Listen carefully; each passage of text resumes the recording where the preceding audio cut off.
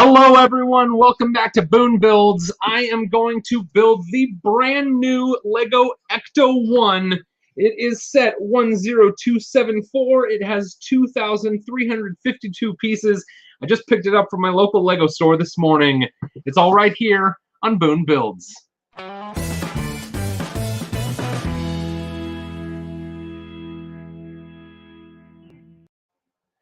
Hello everybody, welcome back to Boone Builds, where my goal is to inspire creativity for LEGO fans just like you. And today I am building a set that I have been looking forward to since the day it was announced. It is the brand new LEGO Ecto-1. Hey LEGO Builder, hey the diamond play button, hey Brickman Mosaic Art. We are here, we are hanging out. I'm gonna crack this thing open, we're gonna dive right in. Brian, how you doing, buddy? I do not know if I'm going to stream the entire build today. I'm going to try to cruise along through this build as fast as I can, and hopefully I'll be able to stream the whole thing. If it seems like a couple hours go by and I'm not going to be able to do it all in the stream, we'll just see. We'll see how interested people are. I'm dumping it out here. I'm going to go ahead and trade these cameras views here so you can see what I'm building in front of me. I just dumped it out. There is a box within the box. As some of the packaging we've seen lately, this one does not have any interesting pictures on the inside box. Let's see, which bags do I have? There's 3, there's 5, 8, 9 or 6, 5. Here's some tires, some hoses, some windows. Oh my gosh, the windscreen. Look at that windscreen. It's going to be so awesome. Jake Sadovich is here. Ben Kahn is here. Lucas, Rick Brickham, you're all here. Thank you so much for joining me. Jake says he's got his Ecto-1 ordered. I went and drove out to Washington Square today and picked one up at the LEGO store. I'm going to see if I can organize my bags here a little bit. I'm going to have to open up this box because it looks like I'm probably gonna have to get into this box for bag number 1. Here we go. Here is the manual.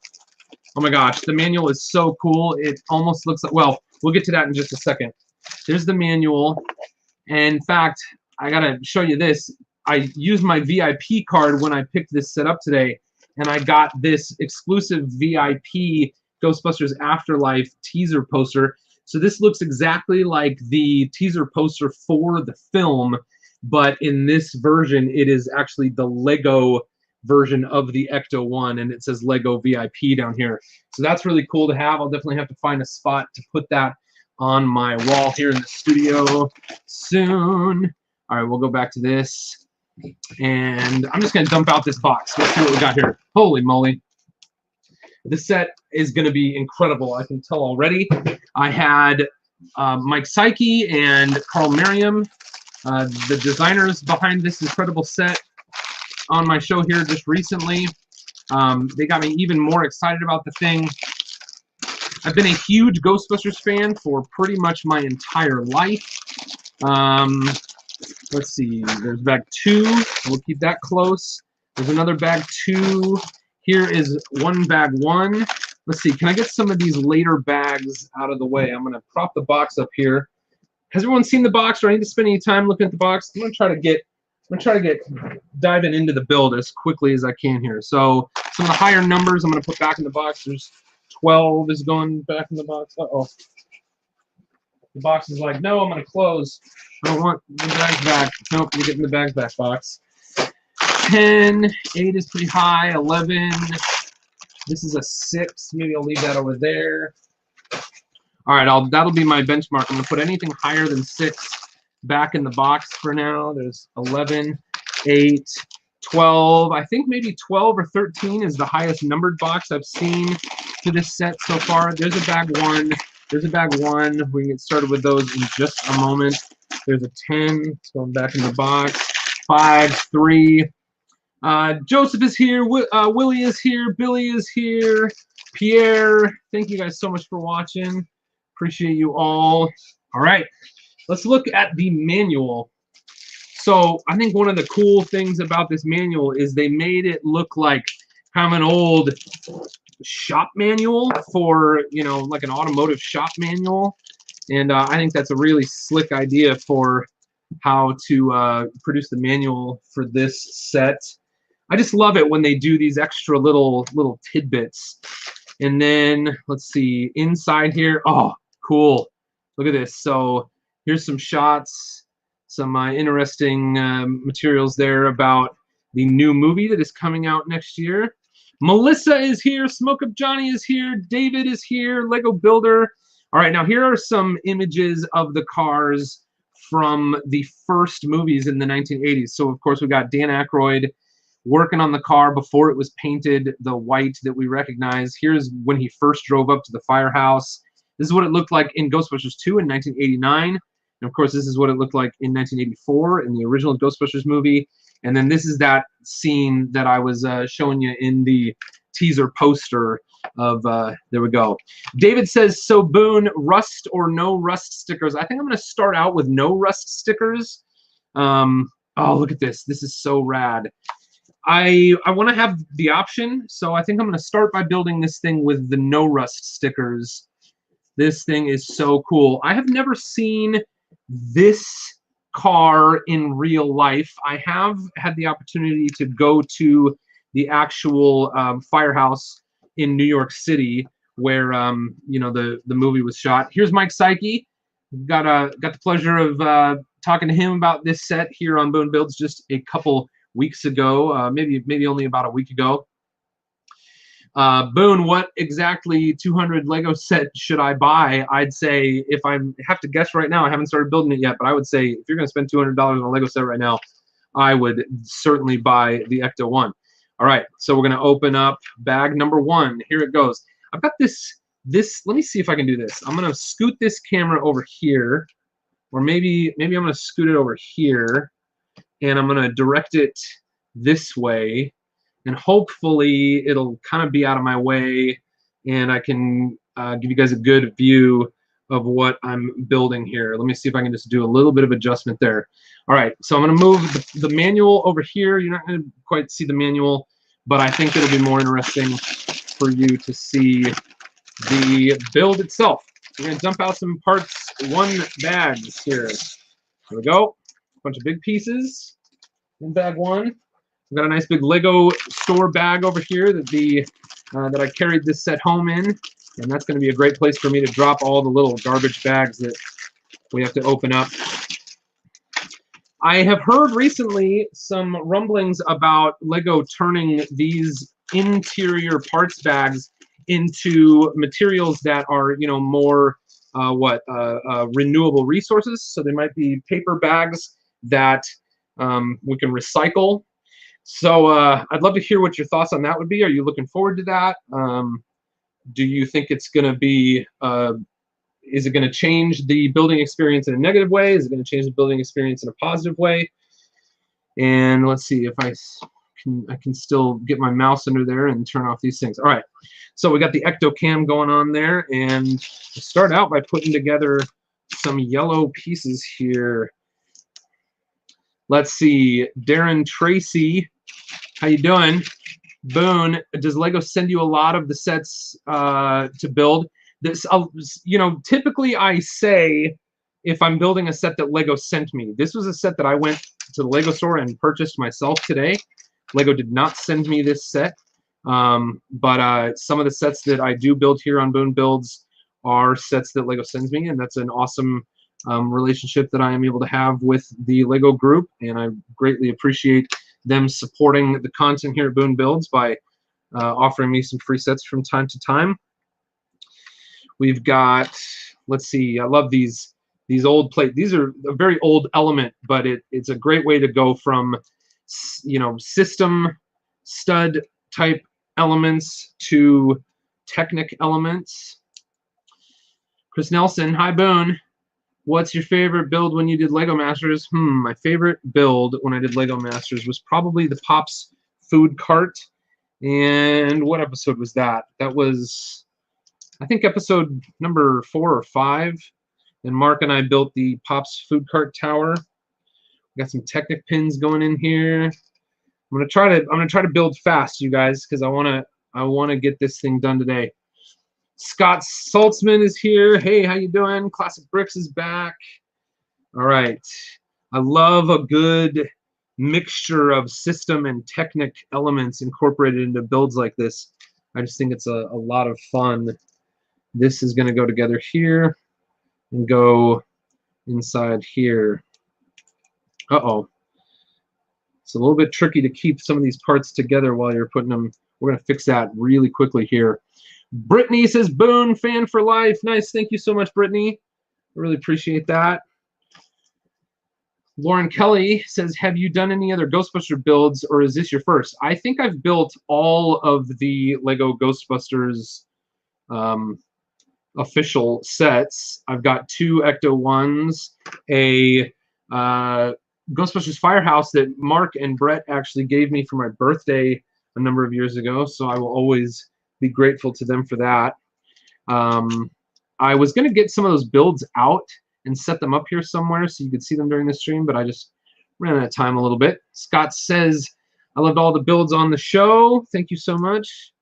That's really great feedback to hear. Love to hear that. All right, I'm cruising along, trying to do my best to keep the building moving. It's not a great view, is it, for when my hand, maybe I could do this. Can I do this? Oh boy, this is gonna be hard, but I'll do the best I can. There's that. I want to give you guys the best view of what I'm building as I possibly can. Dave Blanchard is here. Dave Blanchard, how you doing, buddy? Haven't talked to you in a while. All right, we are building away. Jacob, can't wait for Ghostbusters Afterlife. Absolutely, me too, man. It was supposed to come out this last July. In fact, I think it was set to come out the day after my birthday in 2021. And it did not. It ended up getting postponed, I think, due to COVID regulations. I think we're going to get to see it in June or July of 2021. Trying to get my camera set up here good, you guys. Please bear with me. I also think I might need to go plug in some of those lights back there because the light from this angle is not great. Maybe, all right. I'll worry about that in a little bit if it seems necessary. Okay, and go here. This just kind of rests against there, and we get a big Technic brick. Boop. Boop. Blaze, your birthday was on the first day of school. I don't know if that was good, if that's a good thing or a bad thing. Maybe I could switch this around so that it's so that this camera is coming around from the other side. Let me try that. I'm going to try that real quick, and you're going to see like me for a second there. I just want to make sure I'm not blocking the... does that work? Okay, I think that's going to be better for now. Let's see, I got to manage this cable. Try that. See if that's... Oh, that feels a little bit better, doesn't it? Okay, we'll do that, just like that. Let's see. Sorry, you guys are having to put up with me tweaking my camera angle and stuff. I just want it to be the best view you can get. Awesome. That looks good. Okay. We're already starting to work in bag 1 on some of the length of this vehicle. So we got these great Technic bricks. I love these 6x8 and 4x6 Technic bricks. A bunch of these came in the new LEGO Coliseum. Marvel Kid, thanks. Did I see a Stream Deck on your desk? Yes, you saw a Stream Deck, but I actually don't use the Stream Deck while I'm using the streaming platform that I'm using today. I am on StreamYard.com, and I haven't set up... I don't know if it's possible for Stream Deck to work with StreamYard, but if it is possible, I have not set it up yet. So, and I think for a stream like today, I don't really intend to do a lot of, you know, switching of views and stuff like that, which is what the Stream Deck is really awesome for. Okay. I have a feeling, I mean, I think that this is probably just part of like the chassis of the car with these 16 long pieces. We're already, like I said, starting to add some length to this vehicle. We were able to, I took a friend of mine to the Lego store with me today, and we were able to pick up a second copy of the Ecto-1 for another friend of ours that is kind of stuck at home, and he's going to build it with his kids on Christmas Day. So that was really exciting to be able to provide that experience for him, and I look forward to hearing how that goes. Francis says, hey, what's up, Boone? Hey, Francis, how you doing? It's good to hear from you. Okay, then this goes 1, 2, 3, 4. 1, 2, 3, 4 spaces.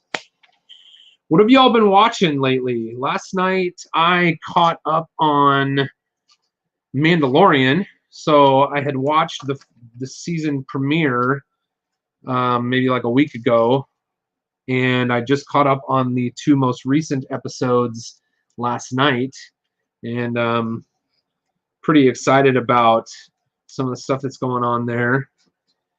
I don't know what we're gonna see from our friend that I suppose may be an aging Boba Fett that we saw. Oh, hold on.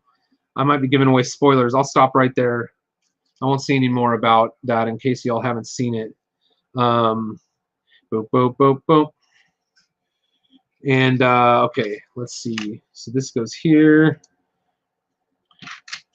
Blaze says, I need to watch the new one. Yeah.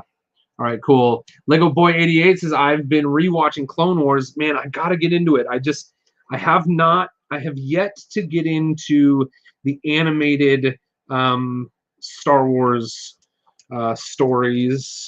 I know that they're amazing. I know tons of people love them, and it's not that I don't want to see them. I just have not, they really a lot of those were coming out as I was like getting into my 20s and starting a family, and so just didn't have wasn't taking in a lot of new content at that time, but I know that it's all out there and it's all available now, so I definitely think that would be a lot of fun to get into Clone Wars and some of the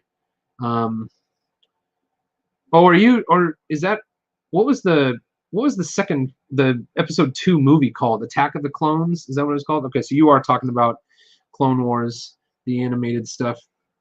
Cool. I'll do it. I'll get around to it. It'll be great. I know it will. And I think I kind of wish I had done some of that stuff, because it seems like there's a lot of reference to those parts of the Star Wars saga kind of wrapped up in that in the new Mandalorian stuff. Okay, what do I do here? These go in here. David Wilkie, so far, episode 3 of Mandalorian is my favorite. Episode 3 or episode... Oh, I did one thing wrong already. You guys, it's not easy to build correctly and engage the chat. So, David, you mean episode 3 of the new season? Which would be, what is that, like number, like chapter 12, I think? Are all of these the same? Okay. Classic Brick says, Boone, do you think you'd get the Razor Crest? I definitely like the Razor Crest. I think that part of the reason that I don't have the Razor Crest is because some time ago I had to kind of commit to myself to not try to get everything Star Wars. But what I do collect is Boba Fett's ship. And now I'm trying to remember what our new name for Boba Fett's ship is. But I can't remember it off the top of my head. Like the style of the ship. I remember I know what Boba Fett called it. But so if I decide that the Mandalorian, in my love of Boba Fett, if I decide that the Mandalorian is kind of an extension of that, do I then want to try to get the Razor Crest? I don't know. Maybe. But Marvel Kid says, hey, Boone, should I get the Lego Razor Crest or the Lego Sesame Street? I don't know. I think it really depends on what are your interests. If you want to build something colorful, go with Sesame Street. If you want some really cute minifigures that you can't get in any other set right now, that would definitely be Sesame Street, but Razor Crest looks like a rad build. But, you know, Rich Boy J put out a, you know, plans for his Razor Crest mock, and it's massive. It's really like a UCS type build. So I don't know. I mean, I think the plans are reasonably priced. I think it would probably cost a few $100s to get all the parts that you would need to build that. But okay. Classic Brick says, Boone, where are all the moderators? There's moderators here. Spot the Magic Ninja says, oh, it's such a good show. Absolutely. Yeah.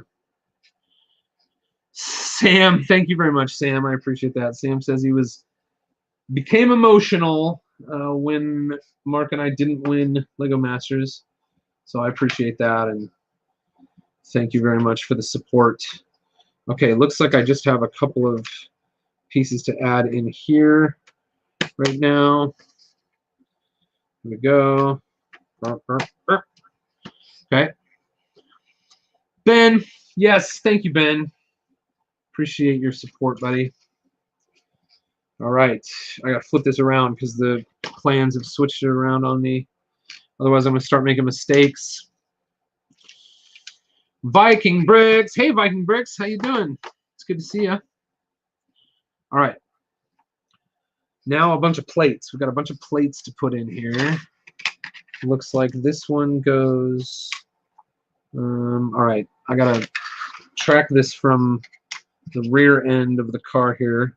I think that's what we're working with here. I think this is probably. Oh no! This would be the rear end here because these do not steer. Front end of the car steers, so that'll be out here somewhere.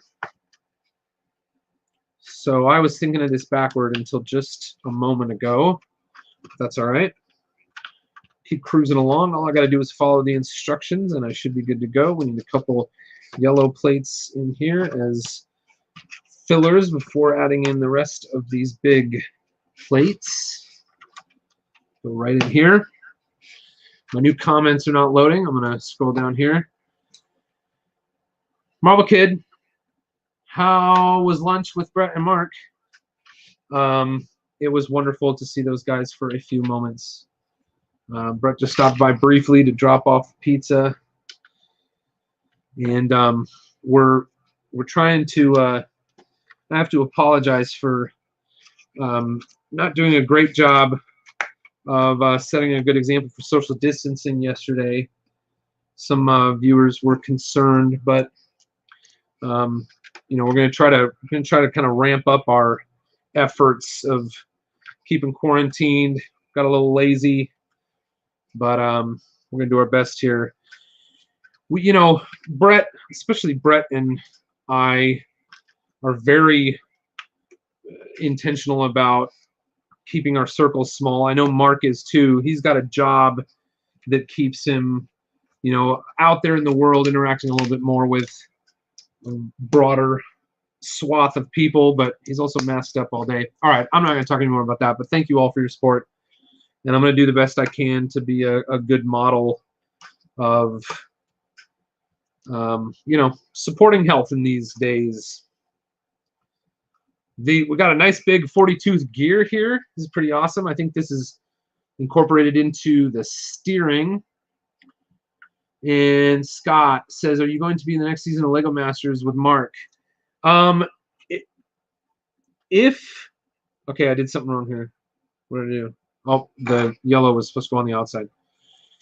If Mark and I appear on LEGO Masters 2, Season 2, it will not be as contestants. It will be as, you know, just some sort of like guest appearance. And I don't have any reason to believe that that's going to happen.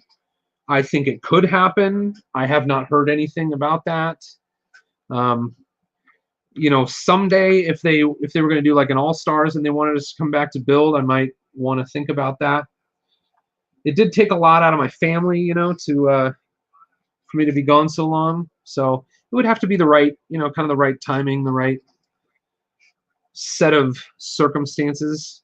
but it could happen. It could happen someday. Yeah, but as for season 2, they are casting. I know a lot of you probably saw a while back. Hey, Dave is here. I'm going to let Dave into the stream. Dave, how long did you have to wait today? Oh, maybe about a minute. Not bad at all. Hold on a second. For some reason, I'm not hearing you. Give me just a moment, Dave. I think I unplugged. Let's see. I unplugged my audio interface. So, Dave, I'm going to be able to hear you in just a moment. This should come up. And maybe give me a check, Dave. All right. Can you hear me now?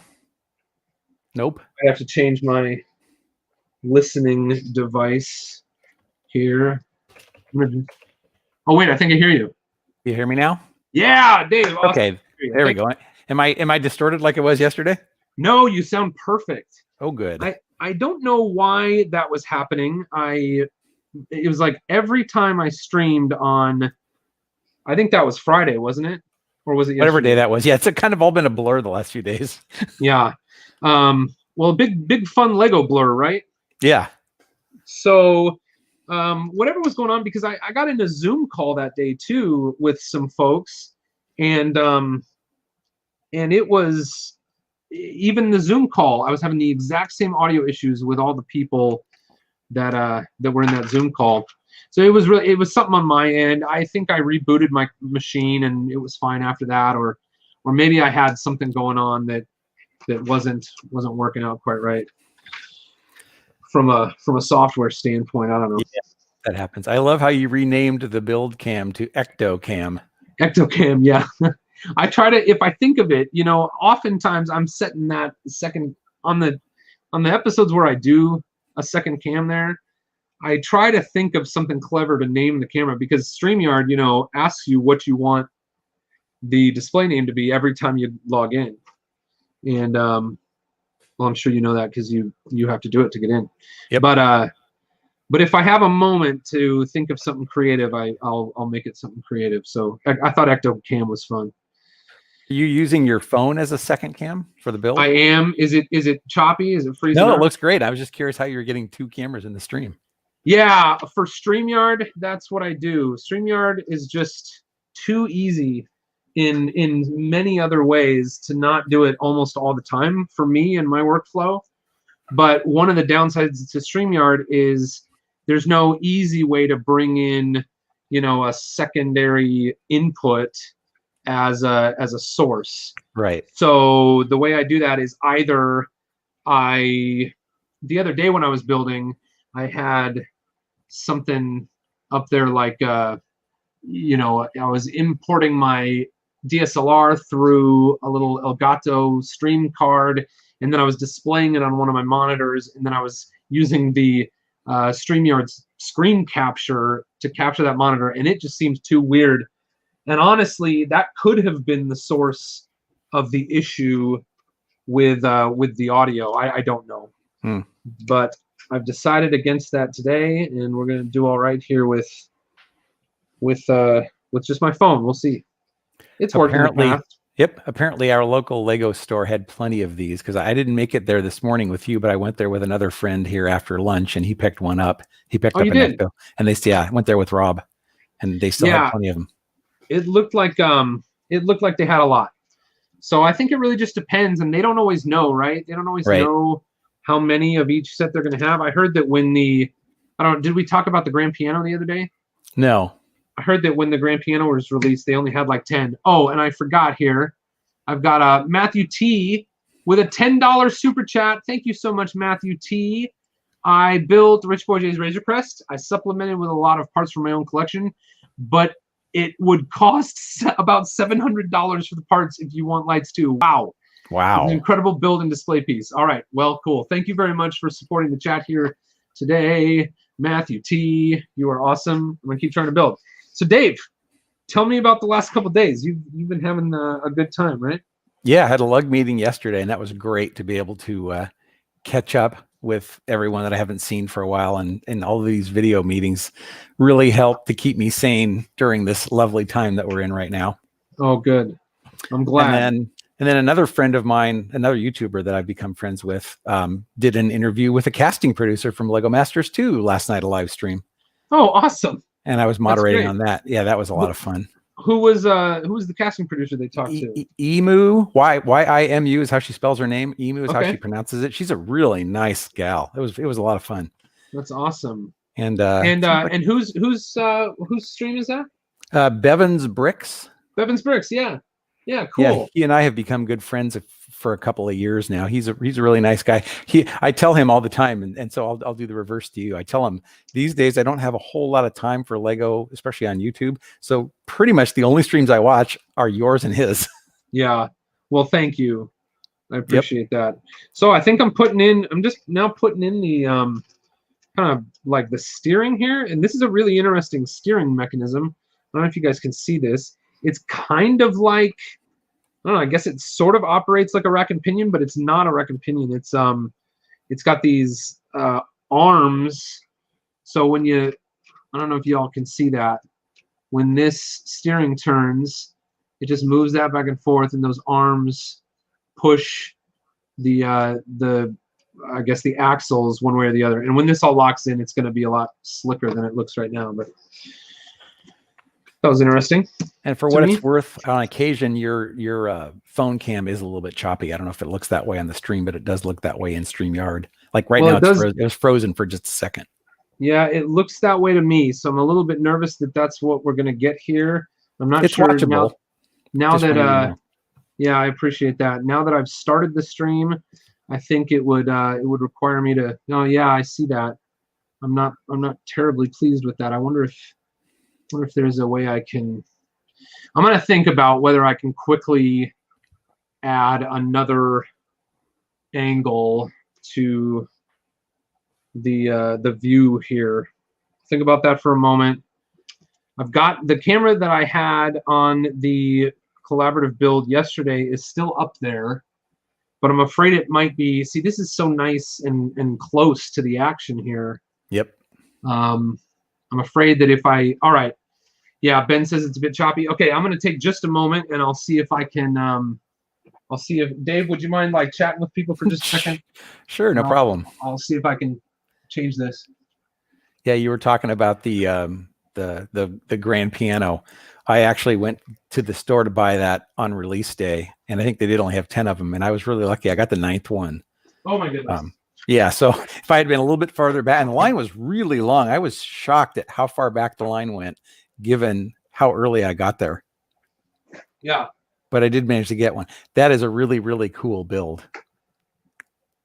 Okay, for anyone joining right now, I'm trying to adjust my camera because the stream from my phone over Wi-Fi just is not cutting it, which is interesting because you know, my router is right here, and when we were doing the what was it we were doing when we were doing the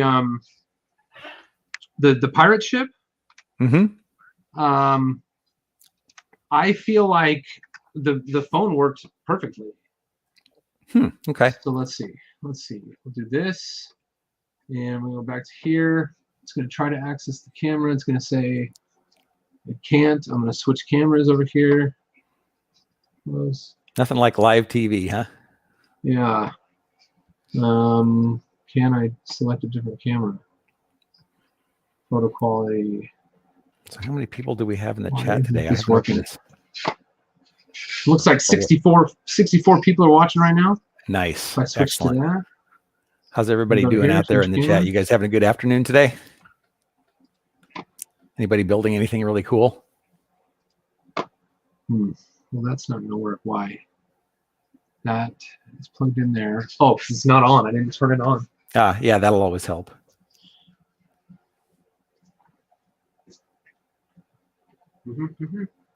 Well, thanks for coming on over, Dave. Yeah, this was good. I've been working on a couple of large builds for the last several months, and I finally just kind of got not tired of them, but I just needed a break because these large builds take a long time to do. So yeah. Just earlier today, I moved my ranger station and my hotel to a resting spot in another portion of my house, and now my build space is all clean, and I'm going, oh, what am I going to build now? I want to build something new and small that'll be quicker. Just trying to fix my camera view here, folks. Scott Salzman says, I'm building a mock modular city. That's very cool. Well, yeah, I've known several people who are doing that. It's always neat to see modular cities that are all mocks rather than Lego buildings. Spot the Magic Ninja says, I'm building Batcave pieces. That would be kind of cool. You need a lot of black for that, or using dark bluish gray, or what are you using? Sloppy Rammy 79 says, I'm trying to build a Stay Puff. That's cool. David Wilkie says, washing and sorting bricks as I watch. Yep, that's often a never-ending battle. Melissa Mayette, I'm building a life. Excellent. Spot the Magic Ninja, black and yellow. Yes, indeed. So yeah, I got to figure out. Was it Matthew T gave another super chat, $5. I'm doing great, Dave. Currently sorting through my collection to assemble as many pieces as I can for the Ice Station Odyssey from Ice Planet 2002. That's very cool. I don't actually know what that is. I'm pretty new to Lego, even though I've been on the earth for a long time. I've only been doing Lego for about 2 years. I never did it as a kid. So there's a lot of older themes and just general themes in Lego that I don't know as much about, but I'm learning more all the time.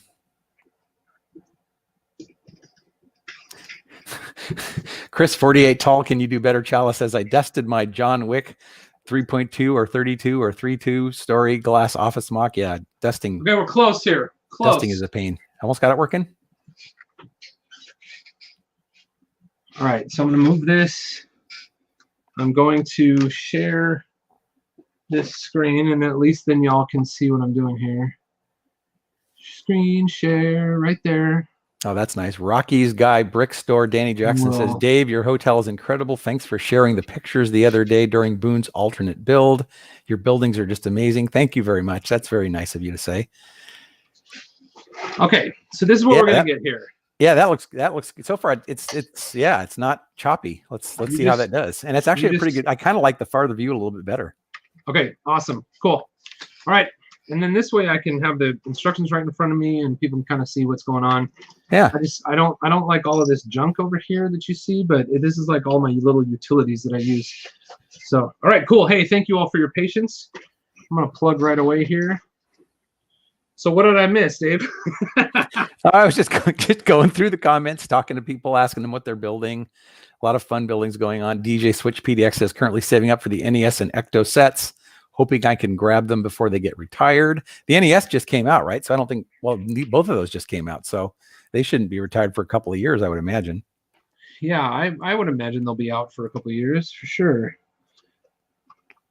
So now this is sort of the upper arms that will connect here and give us some, I think we'll probably end up, will we have springs? It looks like that's just kind of rigid. So it doesn't look like this model has suspension, but it certainly does have steering. And there now you can see that is going well there. How's the focus cool on the table? Does the focus on the table look okay? It's ever so slightly fuzzy, but it might just be a lower resolution. I'm going to see if I can. Yeah, I think it's just a lower resolution than your main camera, but that looks good. Oh, I just made it worse. All right, I think that's about the best I'm going to be able to do. Cool. Well, it doesn't say Ecto Cam anymore, but oh well. Yeah, that's all right. We can, oh, wait, we can live with that. I can edit. Oh, it says, no, I don't know. It's going to let me edit the name, but I think it will change the name underneath my face. This is something that every Lego builder is going to face eventually, but I always hate to read it. Spot the Magic Ninja said, I just finished building the NES, then dropped it on the floor. Oh, no. Yeah, I hate that. I mean, I was just reminded earlier today as I was moving stuff downstairs. I had bought, I think it was the Pet Shop modular building. Is that the one that's in 2 16 by 32 pieces? I think that's the one. Yeah, I don't know. And they're pinned together. And I picked it up to move it a year or so ago. And I forgot that they were pinned together. And I was holding on either side. And as I got halfway down the stairs, it decided to separate like this. Whoop. Oh, no. So it's all in pieces downstairs at the moment. I'm going to leave the studio on my phone here. And because I can hear the stream coming through my phone speaker. All right, we're good now. We're good. We're cranking away. And I certainly have not gotten 40 minutes worth of work done on this, but that's all right. How many pieces is this set? 2,000 some odd. Okay. I can tell you. And I know you said you were going to build fast because you wanted to get it done today. Hopefully that works out. We'll try not to 2,352. Well, I really appreciate you being here, Dave. And, you know, as much, you know, you're welcome to let me know what people are talking about in the chat, and I'll do the best I can to interact and having someone here. And don't feel like you need to stay long, but as long as you want us to hang out, I'm happy, more than happy to have you. Yeah, it's kind of fun virtually hang out. One of these days, I'd love to make it out to your place for real too. Yeah, absolutely. Let's see. But, I feel like I have too many pieces here. There's yeah, for the end of the bag. There's 2 black. I think I probably have 1 too many black Technic pins sitting here. And I'm just gonna hope that it's okay. Yeah, those are usually extras. Maybe I just missed them somewhere. Yeah, but I have 3 extras, so assuming that's true. I'm assuming 2 are supposed to be in there somewhere, and 1 is actually extra. So there's bag 2. Looks like 2 bag 2s. I'm opening up bag 2. Cool. This is a much better view. Willie Ball says I'm building a Shelby Cobra mock. That's kind of cool.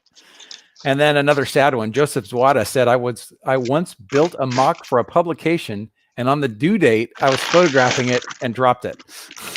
No. That's kind of like the pressure that you were under at Bricks Cascade when part of Ewok Adventureland disassembled as you were loading it into your car. Yeah. Yeah, in fact, you know, Sam reminded me the other day, we were talking about that on the stream, and he reminded me that, whoa, look at this shock absorber thing. It's like, oh, so it does have shocks. It's like pearl gold. Yeah, I'm not sure that this is actually going to be used for shocks in the like wheel suspension system. I got to turn this heater down. I got a heater behind me. It's just burning me up at the moment. There we go. All right. Oh, and it's much quieter in here now too.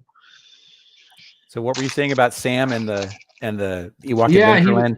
He was reminding me that we had it in the car. We had it all the way in the car, and what we realized was that the part of the roller coaster track that went the highest was sticking out the back, and it was gonna get hit by the tailgate of the van when the tailgate came down.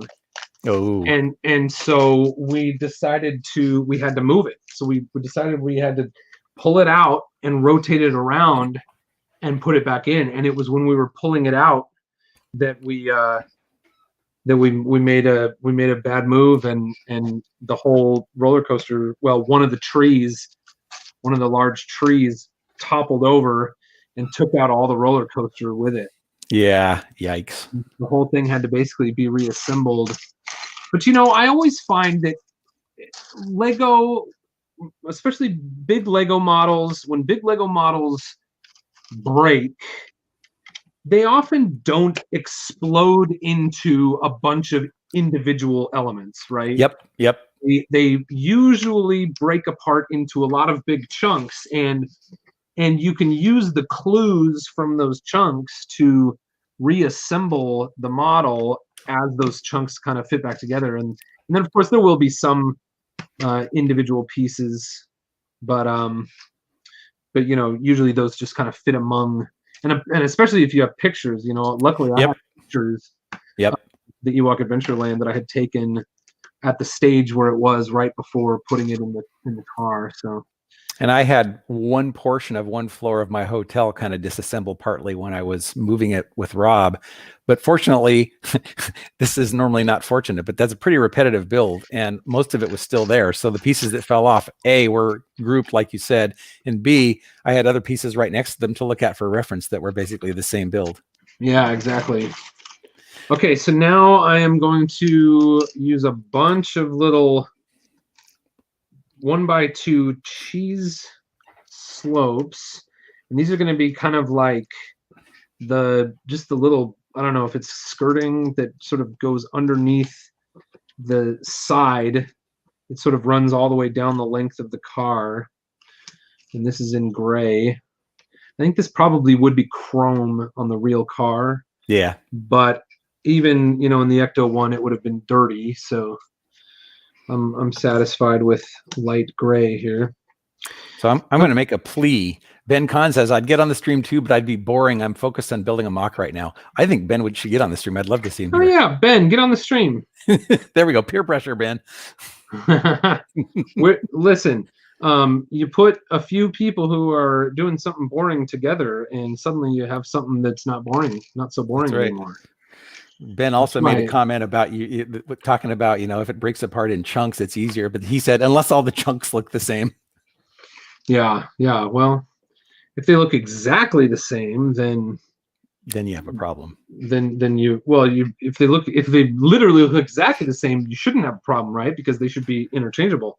That's true. But I think it's probably less likely to happen that way. That it'd be more likely that it's like, oh, they're almost the same, so it's hard to tell them apart, but not the same enough to just use them interchangeably.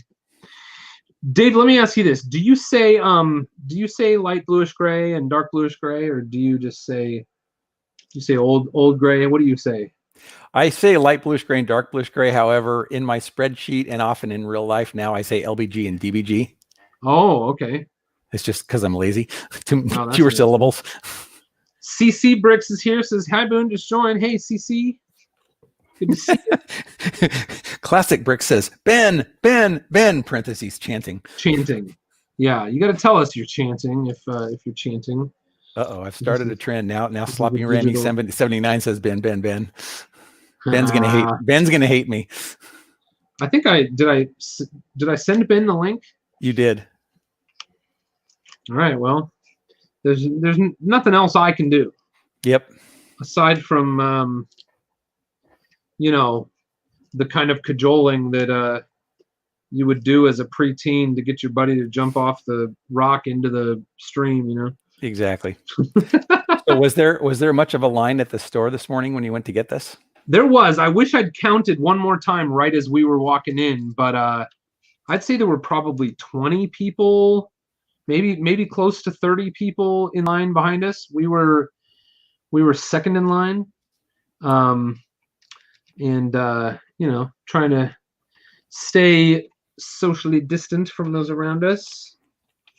Were there other things that were released today in addition to this?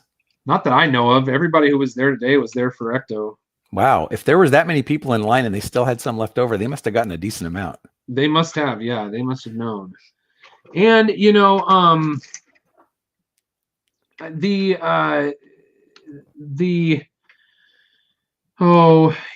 this set was supposed to come out this last summer, right? So maybe that means they had a lot of extra time to produce plenty of sets to put out on opening day. I don't know if that has anything to do with it or not, but that seems plausible. But anyway, I'll be right back. I'm gonna go get some water. I'll be right back. Yeah, no problem, Dave. Thanks.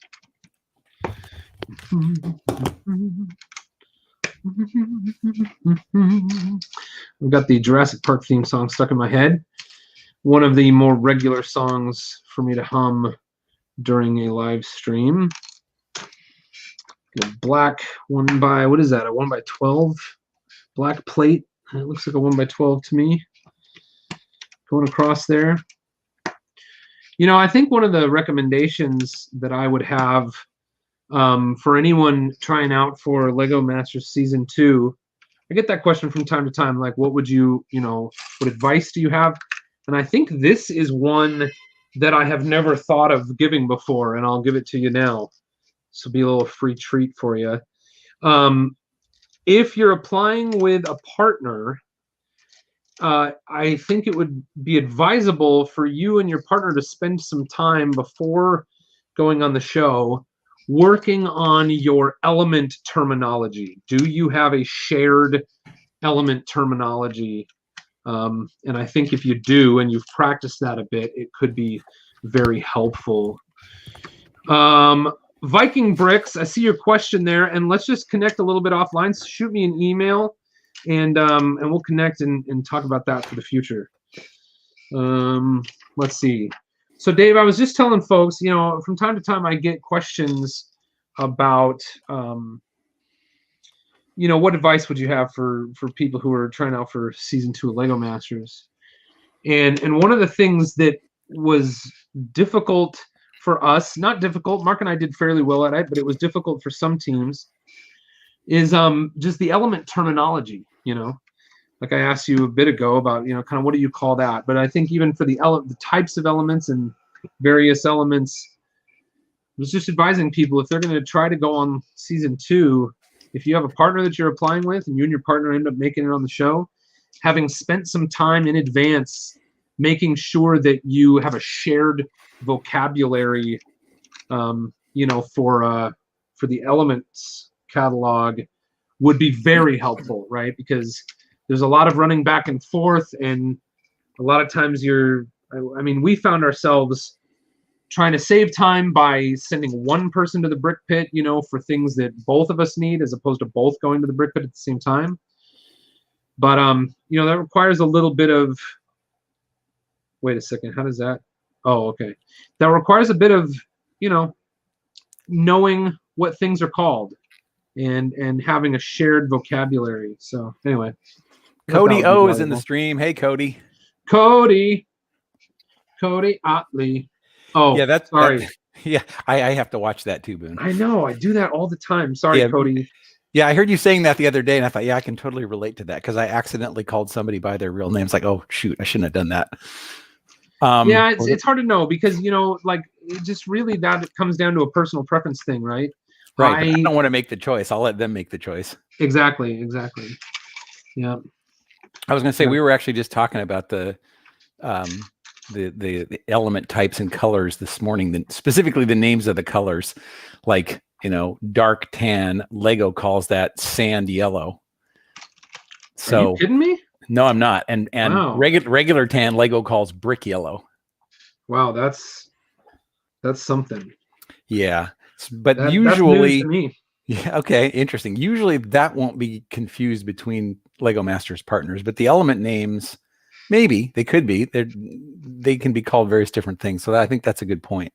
Or even just knowing what some things are called that you don't know the name of. Like there were times when I would turn to Mark and say, hey, can you grab me one of those things that has the deal with the thing going through it? And he'd be like, what? And I'd say, yeah, I didn't do a very good job explaining myself just there. And another perfect example is I learned a brand new word. I mean, you hear the Erling brick. Is the Erling brick the headlight, or is that the one with studs on all four sides? The Erling is the headlight, the old headlight brick. Yeah, and I think it's because that was the name of the designer. But what was interesting was yesterday, Moto referred to the 1x1 round plate with a hole in the top as the Apollo stud.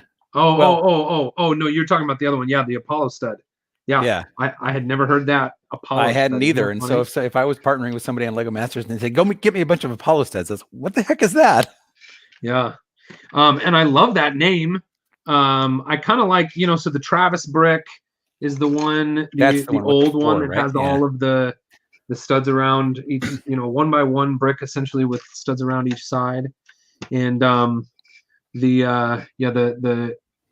it's people who speak English as their first language call it the Erling, Erling. But when I first became aware of that element having that name, I was doing an interview for Beyond the Brick. This is probably back in like 2018.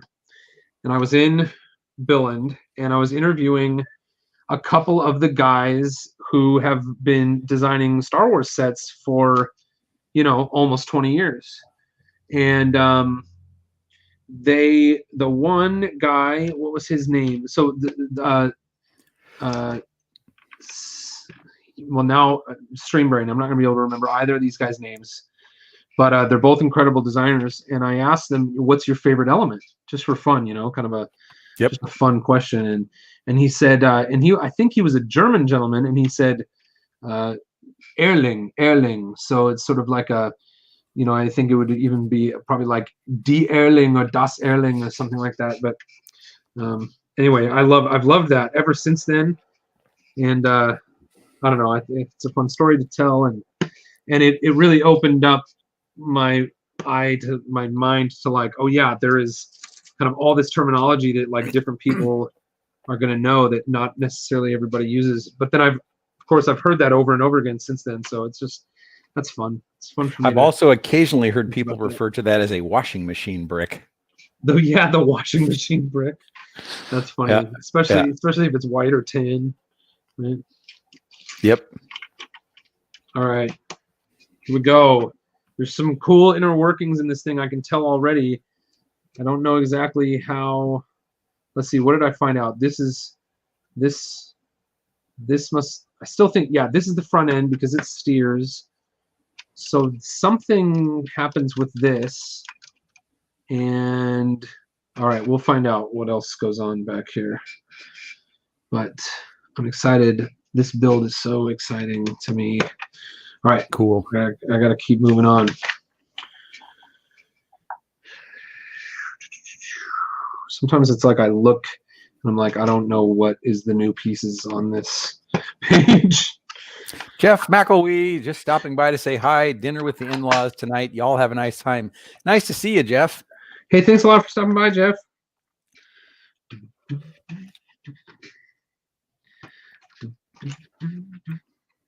Oh yeah, I wanted to mention to you. I saw your the Walmart video this morning. Oh yeah, that thing is just so. You must have had a blast doing that. That was a lot of fun. It was so much fun. So I gotta say, it seems like based on the reactions or some of the comments I've had, I must have failed to adequately articulate that the animations done in that video are Brotherhood workshop. Right. And so I just want to make sure that the credit due him for the stop motion animation sections. And while we were working on that, he would send me, little like still frame shots of some of the stuff, that was going on in that build. And man, I would just get so giddy. The first time he sent me a still image of the Boone and Mark minifigures in the shot, and Mark is like this glowing blue hologram, and that was it was just so much fun. And I was just gonna say, I don't know Mark as well as you, but I've always viewed him as kind of a quiet person. Yeah. But in that video, there was a lot of character. He had a lot of fun there. Some of his lines were, I thought it was great. He did a good job. Yeah, that was fun. So we kind of did that as a when they called me about that. So it's called LEGO X. Let's see. I guess I don't know what I am and I'm not allowed to say about this project, but yeah, be careful. But I guess I'll just say when they called me about that, it was just going to be me because they didn't really want like two people sitting behind the table working on a set, because they were afraid that if there were two people in the video working on the set, that it would sort of dwarf the set, right? Oh, so, yeah. So they really wanted one person, but when I brought up, I was like, hey, do you want Mark in here in some capacity? They really liked the idea of having Mark somewhere. And I just threw out that idea of like, well, what if he's like a holographic projection? And they ran it up the flagpole. And when I say they ran it up the flagpole, that means like people at LEGO had to weigh in on it. People at Lucas had to weigh in on it. And in the end, it worked out. And I just think it was such a fun way to then we didn't have to have Mark in here, because it could have. There was a good 2 days of shooting stuff in my studio for the live action portions of that video, and with Mark's work schedule, we just needed to streamline it, and so having him just record audio was a really fun way of incorporating him into that video. Yep. It was a lot of fun. Somebody said, does anyone have the link? I have the link to the YouTube video. Should I post that or not? Yeah, you can post it. Okay, I'll post it in the chat. But one of the things, because listen, it's 2 minutes, so even if you go watch it and you come back, we're still gonna be here. Yeah, that's the thing. It's like I didn't want to take away time from people watching you, but no, it's fine. They're watching me or they're watching me. Although That's a I good guess point. if they go watch that over there, then they're watching what, Walmart's YouTube channel, or I Yeah. don't know. But Yep. okay, so I have decided this time through I am not going to apply the rust stickers. I'm going to keep the clean look, and we'll see how it looks that way. And then maybe, I don't know, I doubt I'll ever add the rust, but just knowing that I could if I want to. And you know, it may be that I decide after seeing, you know, if I go watch the new movie next summer, and if I'm like, oh man, that was so rad, then I could have a whole new experience of turning this thing into the one that represents that movie. Okay, so this shock piece, I think, goes under the section of the car here that controls the gunner seat. Looks like. This is so interesting. You know, there was this moment in LEGO Masters where Jamie Berard said to us something like, you know, you don't have to make it more complex than it needs to be. Like, keep it simple. What is the simplest? And I really like, I see that when I build these, you know, these incredible assemblies, that this doesn't seem to, no, that doesn't seem right. Have I done something wrong? Seems like that should be like looser. I wonder why it's so tight. Okay, that seems to work. Yeah, all right. What does that mechanism do? So this is going to be the gunner seat. So gotcha. The gunner seat will attach right there. This is a panel on the outside of the car that you'll push in, and it basically pushes that gunner seat out the side of the car. And this piece, I think, will cause it to swivel. So it's a little bit challenging to push right now, I think, because it's not all put together. And then this is where the shock absorber thing goes. Maybe that's actually the piece that causes it to swivel around. That is an interesting mechanism. Yeah, yeah. So I see that kind of like keep it simple mentality. Like, this could have been much more complex, but they figured out a way to do it that is just has an incredible effect and play feature to the set, but does not require more than is necessary. I feel like the okay, I missed something else here. I feel like no. Oh, it just has me assemble it like this. If anyone has built the elf, what is it, the elf clubhouse from this year's winter, what do they call that? Winter Village. I built that. Yeah, Winter Village. Did you say you built that? Yes. So it's like the waffle machine in that set is just so blissfully simple, but it is such an incredible effect. You know what I mean? And it's just a fun little feature too. Yeah, absolutely. All right, here we go. I'm starting to build the bottom layer of the seat, like the bottom seat cushions here in the front row of the car. So those go there like that. Yeah, Spot the Magic Ninja said, when does the ship in the bottle come back? They did not know at my local Lego store. I just looked it up on Lego Shop at Home, and it's available for back order now, and it says it will ship by November 27th. And since it's free shipping, if you want to make sure you get it, just go order it from lego.com, and you should have it within about 3 weeks. So that's a fairly decent chance that people could get it by Christmas. Mm-hmm. I don't know if I'm, I don't know if that's really accurate or not. I can't guarantee it, but if it's going to ship out by November 27th. All right, let's see. This seat here, these are cool. This is all really nice how this goes together. Moto's in the chat. Hey, Moto. Moto. Good to see you, Moto. All right. already on back order. So Jake probably knows all about that. Jake, were they available for a moment, and then now they're already back on back order? Yeah, he said they came back on November 1st. Okay. Cool. That goes there. One of these goes here. Dave, do you watch TV? A little bit, not a lot. I intentionally don't watch a whole lot. Do you watch anything good lately? Oh, I just watched Chapter 11 of The Mandalorian, which I'm not going to talk about because spoilers. But oh yeah, the production quality of that show is incredible, and that's something I pay amazing. a lot of attention to. Even though I've done computers my whole life, my degree is TV production, and I've done a lot of audio and video production in the past, and so I really appreciate good production quality, and that show is more like a movie in terms of the quality of how it's produced. Right.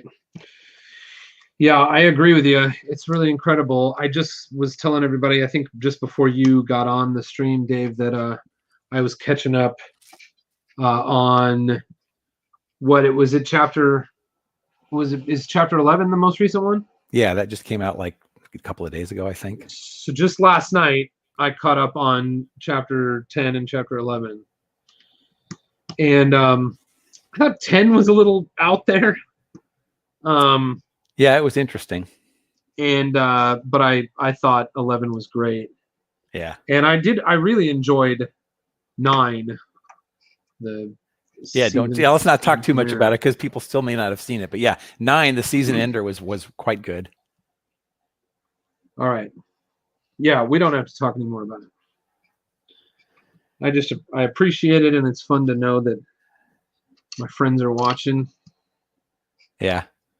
It's kind of like I may be sitting here by myself watching it, but I know that we're all kind of like living this together. So there's just something fun about it.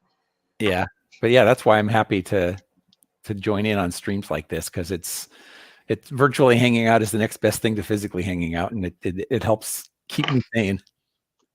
So I just built the gunner seat, and Mike was talking about that the other day when he was on my stream. But it's built completely studs to the side, so that's kind of a fun little seat build there. They wanted it to be really sturdy because it's the part of the vehicle that kind of like flings out to the side. Yeah, Mike and Carl Merriam were the designers, right? Yeah, Mike Psyche was the primary designer on this. Carl was, I think with the way I've heard those guys describe the design process for them, I think there are probably some designers that are a little bit more solitary, but it seems like there's a group of guys, and it's like Mike Psyche, Carl Merriam, Milan Madge, George,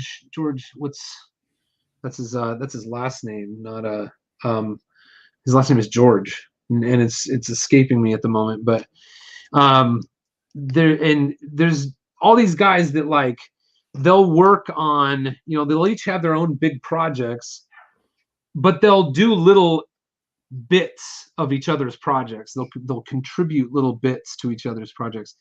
Here's a cool piece. This is let me see, can I show it here? This is the printed 2x2 with the Ghostbusters Proton Pack Cyclotron on it. Cool. And it's not here. If I do this, it's focusing. How do I do this? There we go. But this print, we've gotten this print before, but it was on the underside of like the skid, the 2x2 skid tiles. Oh yeah, inverted things. And now we get it on a 2x2 regular round tile. So I got one question, and then I got a couple of questions from the chat for you. My question real quick is, weren't Carl and Miriam the same two that worked on, Carl and Mike, the same two that worked on the haunted house that you interviewed them? When they were in costume for that, right? Yep. And actually more like in character. Yeah. Oh yeah. And like Neek was. Oh yeah. So yep. Milan, that was fun. Milan and Mike and Neek all helped with that set. I think even, man, did Justin Ramsden work? I can't remember, but all those guys worked on that set. Carl was the lead designer on that set. And in this case, Mike was the lead designer, and Carl. Okay, hold on. I need to pay attention for a second here because Yeah, go for it. I'm gonna miss So let something. me answer one question that somebody asked me. They said, "Dave, are you going to watch the Lego Star Wars Holiday Special?" Absolutely. That's on. Is that on Netflix or is that on Disney? I lose track. That must be on Disney Plus, and I don't know when it's coming out, but I'm looking forward to watching it. Yeah, I got the preview. Have you seen the preview out there? Yes. I got that, and I haven't even watched it. I need to watch it. And then JKIRL says, Boone Builds, do you think interviewing the designers will enhance the build or spoil it a bit? Oh, no, I think it enhanced the build for me personally. Were there some spoilers? Sure. I definitely think. Okay, hold on. I'm putting on the thing here. Yeah, there were some spoilers. Okay, so this is it. Did you see that? Yep. Look at this. So, and then you push it back in here. And so that's going to be the swivel. The gunner seat is facing backward toward the back of the car. And then you push this out from this side, and it pushes it out and rotates it around to the front of the car. Oh, that's so elegant. Isn't that wild? That's cool. And then it rotates it back when you push it back in. Although it didn't. Yeah, there we go. Yeah, man, that's rad. Okay. I think that might be the end of that bag. And hold on, I have a 1x4 gray that I'm sure is not an extra piece. Yeah. So I'm just going to flip back through and see if I can find where to put it. Scott's Blocks said, to me, getting a sneak peek only makes me want to build it more. And I can actually relate to that because for the Coliseum, I had seen photos of it and I thought, that looks cool, but I probably won't buy it. It's kind of repetitive and it's huge and it's expensive. But then I saw some of the reveal videos, especially the one from Brian Saviano on Beyond the Brick. And now it's like, man, I think I want to buy it. Yeah. Yep. All right. What have I missed? Surely there's not a... Oh, there's one there, one there, one there, one there, one there. Is it possible that I got an extra 1x4 plate? I have on occasion gotten extras of like one large piece that I thought shouldn't be an extra, but then I never found anything missing. I'm plugging forward. I'm plugging away. I'm not gonna finish this build today if I don't. Yep. If I don't move on. All right. Marvel Kid 25 says, "Hey Dave, do you like the Lego Indiana Jones sets?" And back to my previous comment of being new to Lego, I haven't really seen any Lego Indiana Jones sets. I love the movies. I have all the movies on Blu-ray, so I would imagine I would like them. I'll have to go look. Okay, we're gonna have some bag rustling and some parts pouring here for a moment. And my heater keeps turning on and off. Can you hear that each time that happens? No, I haven't noticed it. Okay, good. David Wilkie says, I don't think the designers spoiled the Ecto build. I enjoy the backstory the designers talk about. For me, it enhances the build. Yeah, I'm really glad that you are in the position you are where it gives you ability to speak with the Lego designers, Boone, because those guys are just so cool. I mean, Jamie Berard is somebody I really enjoyed. I think it was Joshua that interviewed him before, but all of those designers are just fun guys and really knowledgeable and super creative. And it's neat to be able that you have the opportunity to share them with us. Yeah. The crazy thing about that is, yeah, well, I'll just say that's great. I appreciate that. I appreciate having that connection to a lot of those guys as well, and it's pleases me to know that it benefits the fan community when we're able to share that stuff. So I guess that's how I'll put it. Yep. Some of that is just like reaching out and asking, but I do recognize that like now Boone Builds is recognized like a fan media, so there is a certain amount of that I'm able to do that not everyone is allowed to do. So I will try to check my I'll check my privilege there. So thank you, Dave. I appreciate the kind words. Moto says, back to playtime. Play well, everyone. All right, Moto. Talk to you later. Thanks for Bye, hanging out for a bit. All right. So is this the last Lego stream for you in a few days, or are you going to keep busy this week? Well, I got to go back to work tomorrow. Yeah. So I mean, that's that's where I get kind of, it's sad. I would love to see Flynn and Richard's streams more frequently. I think I was actually their very first moderator, because back when they first started, I had more time, but nowadays I don't get a chance to see their streams very often. Yeah. But Thursday night, I've told you this before, I actually block out on my calendar to make sure I'm there for A-Fall Spotlight. And I was actually thinking, as much as I love A-Fall Spotlight, I'm kind of glad that you're taking a little bit of a break, because it's just going to get busy for everybody in the next couple months. Yeah. Yep. That's exactly what I was thinking. Both for me, the break is for me, it's for the viewers, it's for the guests. I just think it'll be good all the way around. And for the viewers, I'm going to keep putting stuff out there. But during the holidays, I'm not going to be going live quite as often. Right. Hey, could you bring one of my drinks? I've got thank you so much. I just asked Danny. Okay, now the question is, do I put on the stickers that are not rust? And I think I will go ahead and put on some of the detail stickers that are not rusty. Yeah, I was going to comment about the rust. You can always add the stickers later, but it's a lot more work to take them off. So. Yeah. Yeah. Willie One Ball of the things. Says, oh, go ahead. Oh, I was just going to say, I was watching Billsy's stream last night, and they're in Australia, so it always seems like either is fine. Thank you. I forgot when I started the stream. Thank you so much. How did turkey cookies go? Good. Nice. When I started the stream, I forgot to bring something out here to drink. But so Billsy was on season 1 of Lego Masters in Australia, and let's see, is this right? And he has a stream that he does every week, and I'm going to be his guest on what is Monday evening in Australia, but it's just very, very, very early Monday morning for us. Yep. So I'm just going to stay up late tonight and jump on his stream. I think it's like 1 a.m. for us here.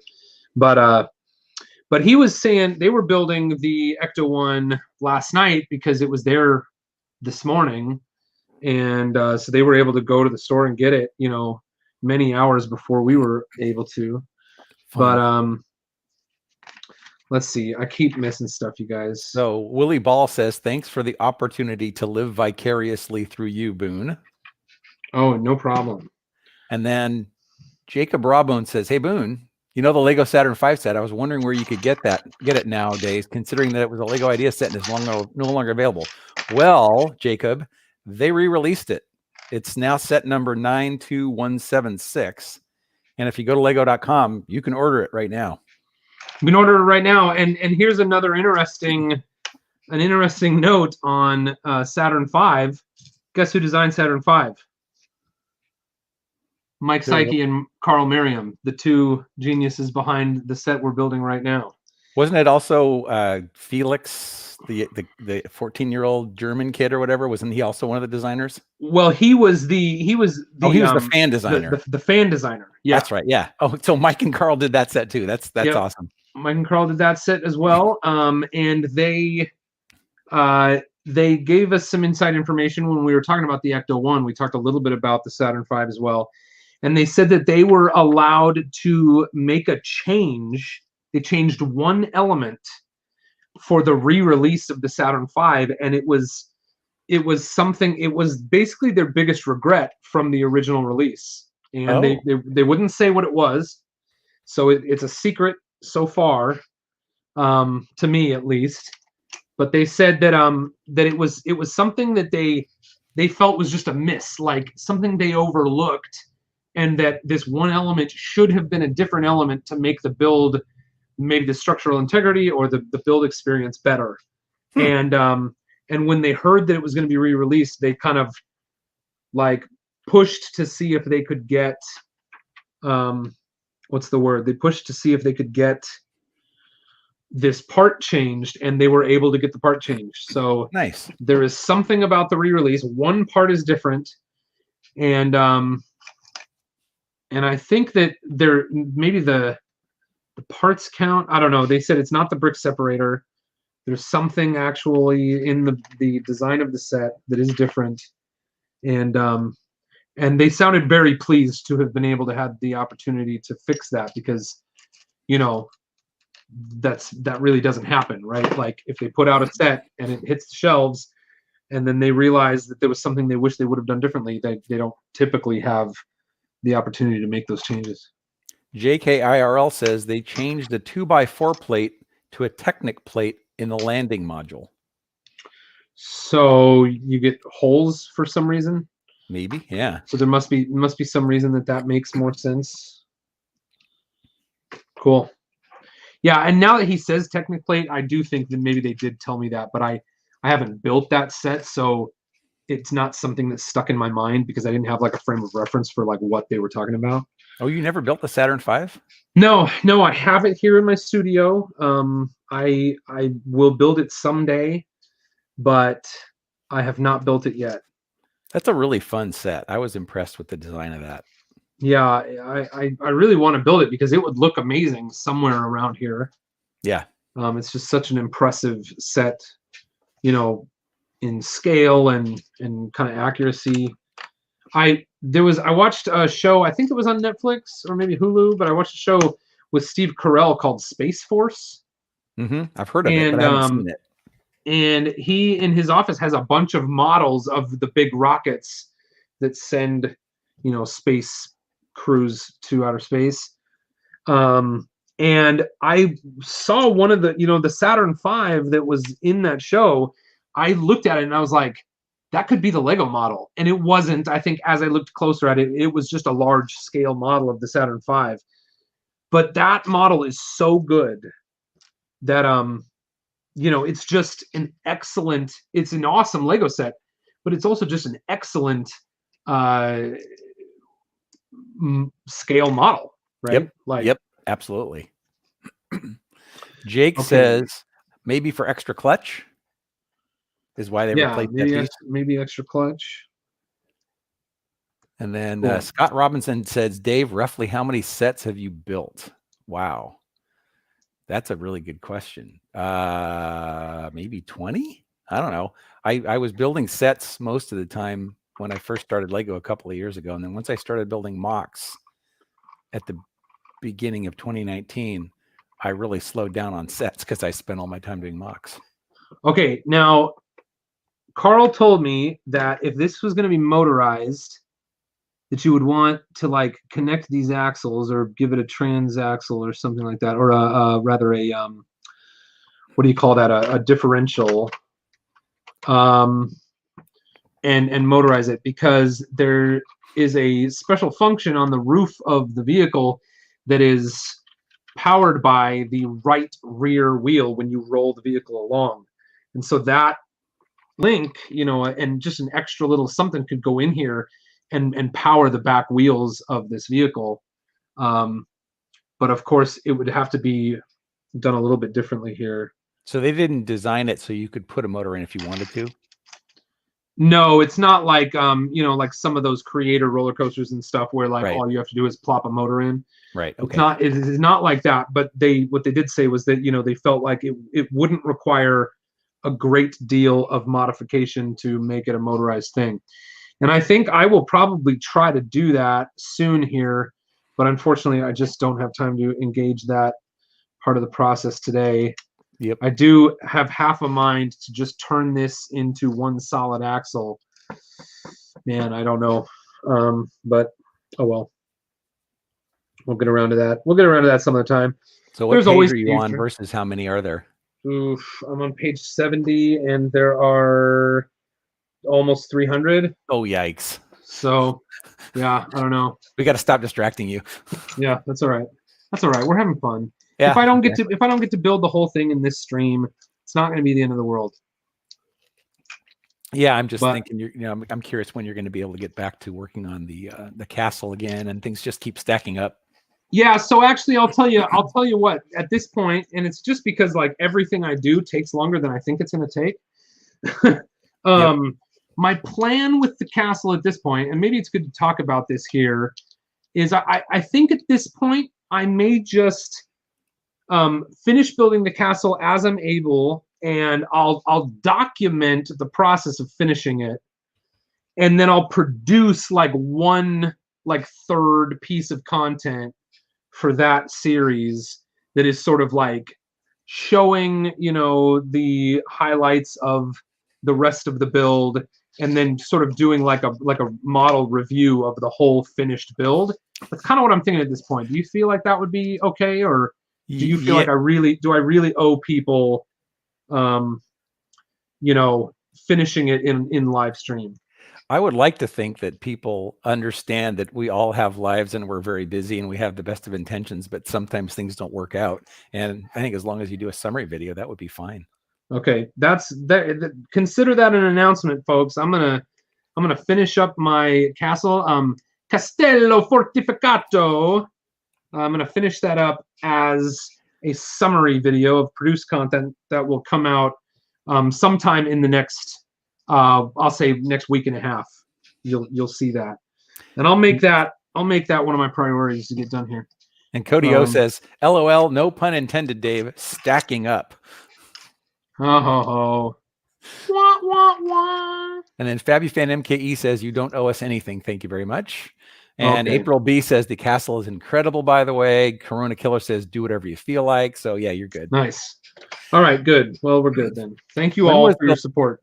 And I feel like it's the time to say this, and all future streams for a while are brought to you by the Lego Ideas Magic School Bus, because you haven't. Hey, there we go.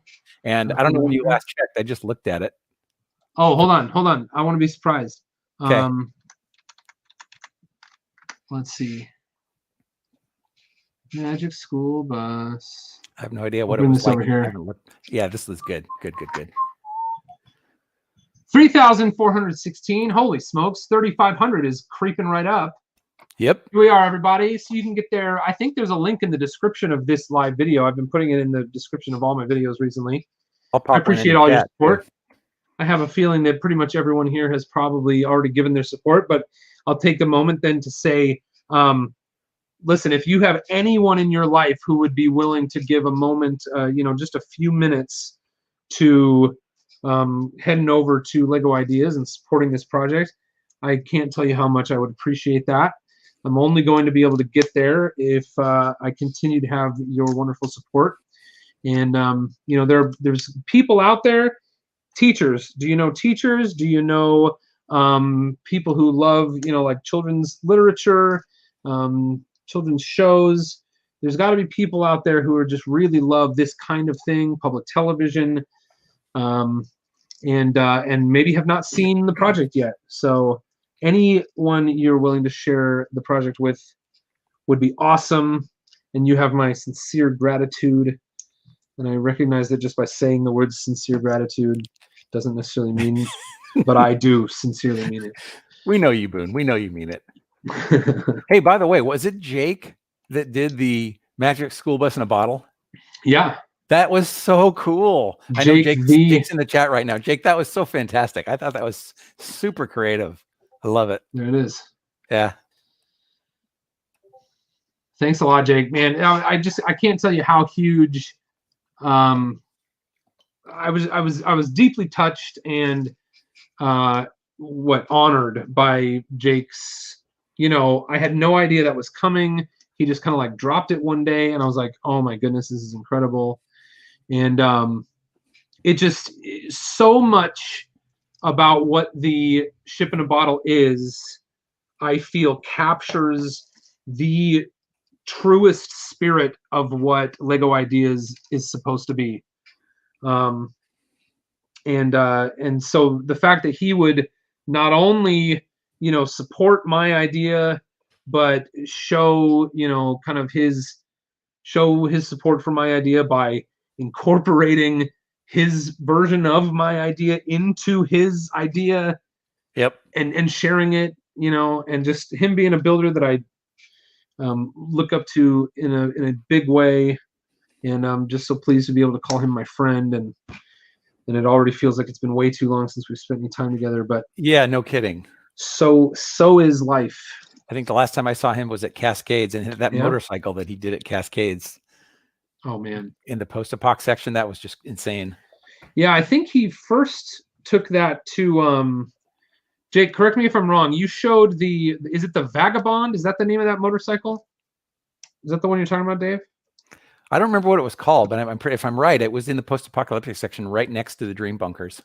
Yeah, and I think that he first showed that at the previous Brick Con in Seattle, but I wasn't there because that's when Mark and I were at casting finals for LEGO Masters. But I think the name of that motorcycle is the Vagabond, and I'm pretty sure Brick Con 2019 was the first place he showed that. Don't sue me if I'm wrong. Alexander 23. Yeah, Ship in a Bottle is like the world idea set. It's a marvel to LEGO art and taking it to the next level. Awesome. Thank you, Alexander. Okay, here's another example. I've talked about this a little bit, how in vehicle sets, there's often within the interior of the vehicle, this red and green thing going on. And I think that it's red and green like naval ships would have like red on one side of the ship and green lights on the other side of the ship, or even planes. When you look at planes, there's like red and green. Yep. And I don't know if that's what it corresponds to, but I've seen it over and over and over again in LEGO in the interior. This is not something you see when the model is fully assembled. You only see this inside the build. And I'll show you in just a moment here. I'm trying to stretch out what I'm saying because it's taking me too long to build it. But as soon as I'm done building it, I'll show you that on one side of this vehicle, we've got these sort of pieces that are green. And on the other side of the build, we've got corresponding pieces that are red. And I am just moments away from showing that to you. And you'll see on the left side or the right side? The red, I don't know yet because I don't know which way this assembly goes into the car. But you'll see there's red on this side and green on this side. And that happens over and over and over again in LEGO sets. And I'll answer your question as soon as I get there, Dave. This is going to go, it'll probably be like at the next page turn. I'll put this in and I'll be able to tell you which side is which. Got some white pieces to put in here. And Jake says, yep, Vagabond, new for the last Brick Con. Yep, there we go. The last Brick Con, like the latest Brick Con, or the last Brick Con ever? I'm hoping the latest. Yeah. I'm sorry, that was... Aqua Mike TV says, at Boone Build, you should be the host for LEGO Masters Junior if they make that happen. I know they've had goodness. I know they've had that in other countries, but they don't have it here. I think it would be really cool to see that. And you would be a fantastic host for something like that. All right. I am going on record right now and saying if there was a LEGO Masters Junior, I will show up to be the host. I would be happy to do that. Now, will I be asked is another story, but right. And will they ever do it? I'm not sure what the reason that the US doesn't have one versus, like, I don't know if it was Australia or UK. Maybe it was the UK that had one. The UK had kids in their first season, right? It wasn't a separate show. Isn't that right? Or I'm not sure, but I know for LEGO Masters here, you have to be 18 or older when the filming starts. So in season 1 in the UK, they had a couple of teams that had children on the team, but I don't think that they've done a dedicated children's season of the show. You know what I mean? Mm-hmm. I mean, that's a fairly narrow distinction to make, but Yeah, the All only right. similar show that popped into my mind was Mythbusters. There was a Mythbusters Junior, and it was really good. So I'd love Oh, to that's see a cool. Lego Masters Junior. Yeah, and it's like, I'll tell you, everyone on the production of the first season here, everyone knew that it made sense to have kids on the show. It's a Lego show. There should be kids on the show. And when it came down to it, it was just too difficult a legal challenge to take on at that time for that network. So, I think it's something that could exist in the future. There certainly have been. Oh, I've done something else wrong. Let's see that. That's what I need to do. There certainly could be something like that in the future. Other shows do it, right? Like there's other shows that have kids as contestants. Yeah, one thing I've heard that seems plausible is that because Lego Masters is a much longer filming, although apparently the filming period they're aiming for this show is more like 5 weeks versus I think yours was 10 weeks. Mm-hmm. But because of the long filming period, ours was more like 8 weeks. Okay. But because of the long filming period and there's child labor laws and there's educational laws in the US, and I think that those kind of things are what's getting in the way. Yeah. And what I think would be a really great way to address that is to just make it a different, make the show a bit different format. Yep. And have kids on for one episode where it's just the format of the show is completely different. And you've got maybe four teams of kids that come on each episode. Yep. And they get 2 challenges.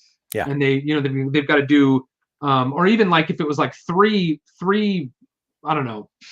But I think that, and it'd be more like a game show, right? Where like each episode tends to have, just like different people on, different contestants on. And it seems to me like that would still be very entertaining, and it would do a certain amount to address that kind of child labor thing. Okay. I've missed some stuff. Codio made several comments that I want to read. One of them says, Kay just got the wife to support Magic School Bus and Jake's pedal car. Oh my gosh. And he said, made her make an account, LOL. And then he also said something which I don't want to divert too much because this could be a whole nother podcast or stream. But he said the US needs more drama, LOL. So that's why they don't do kids.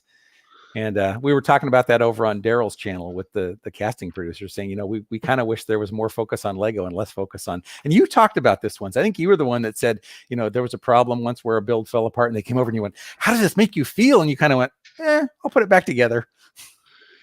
Yeah, well, exactly, because that stuff happens to people who are building and displaying and moving Lego all the time, right? Like, and you've got 2 choices. You can either rebuild it or not, right? Like there's no in between, and fretting about it isn't going to help you do the latter or do the former if that's what you're going to choose to do. Oh, I'm about to start building the back bumper. I'm gonna move the whole car over here for a moment. Cool. But yeah, the sad truth is that reality TV is generally about drama, and so they were trying to I think bring in the drama, which a lot of the true Lego people don't. They'd rather see the Lego building and the skills focused on. Yeah. Mark was saying that we were working on that the build with the, what was it, the Phantom fire truck, and we built Optimus Prime. Mm-hmm. And he was like, man, this would be boring if there was like nobody to do any talking. So he was kind of making reference to Lego Masters, how he was like, this is why they had Will and the Brickmasters there, right? Because if it was just building, people outside of like the AFOL community would be incredibly bored. Yep. And that's true. You got to please. That, so. I mean, the reality is TV is a business and they have to make money. So I get that. Yep. Okay. This is going to be cool. I'm excited about this. Mike was telling me that he was really pleased with how these taillights came out. And I'll show you how it works in just a moment here. Ooh, and the Ecto-1 license plate. So this is the license plate the way it looked in 1984. So that's kind of exciting. Brent Waller says the Ecto took me both movies and maybe 1/3 of the reboot to build yesterday. Yeah, so Brent was the fan designer from the minifig scale Ecto-1 that came out as Lego Ideas. Was that number 5 or maybe number 6 or 7? Was that back Somewhere in the in Kuso there. days then? What's that? Was that back when it was Kuso? Hey, look who's here. It is Jake Sadovich. Hey, guys. It's number 6, by the way. I just looked. I have it sitting right here. Yeah. Was that one of the ones I said? Yeah. I enjoy it when I can throw out a few ideas, and if at least one of them was right, then I feel like I'm doing okay. Was that back when it was still Kuso, Jake? I think it was after. It says ideas on the box, not ideas/Kuso. Okay. So. Yeah. And that was one of those. Brent says I submitted it when it was Kuso, but it was the first building under the Ideas branding. Oh, nice. There you go. Cool. How you doing, Jake? Good. Kind of weird weekend actually here. Yeah. I got my oldest kid moving off to college, so I kind of had to say au revoir the other day. Oh. So it's weird. Oh, well. Yeah, that happens. Yep. All right. I don't know what to say. Sorry? Or yeah, it's just weird. A little melancholy. Yeah. Okay, this is cool. The Ecto-1 sticker is clear. And it goes on a yellow tile. I think that's pretty cool. Jake, Cody says more Lego room. Right, well. He lived with his mom already, so I had all the room I needed. Gotcha. Okay. Cool. Where's so is that your son? Yeah, my son. He's actually moving just down to Eastern Idaho. He's moving in with my parents to start college, so cool. He'll have some good times with grandparents and all that. That looks really good. That plate, the license plate. Yeah. I love clear stickers. Yeah. They're the best. Yeah, it was a good choice for this one. I'm about to put on the taillights. This is exciting because let's see. Oh, I think I should have put these in first. So it's the light gray side of the small Technic turntable. And it just pins in here in front of a goblet like this. And then behind one of these transparent red dishes, we get a stud, a square 1x1 plate, and then that stud fits into like the opening of the goblet behind the turntable, and we get that nice tail light. Okay, cool. That's the tail light that you're working on? Yeah, it's the tail light. Yeah. Okay, I was looking at the images trying to figure out what part that was. Yeah, it's just the. Here, I don't know. Do you recognize that? I do. Just on the images, all you could see was the round part, so I was trying to figure out what it was. Couldn't tell if it was a new wheel or something like that. Yeah, Tiago Catarino's in the stream. Hi, Tiago. Whoa, Tiago. Hey, it must be really late where he is. Isn't it like midnight almost or something? Give me just a second. Let's see. I believe he's in Portugal, I think. Is that right? Yeah, Portugal. Yeah.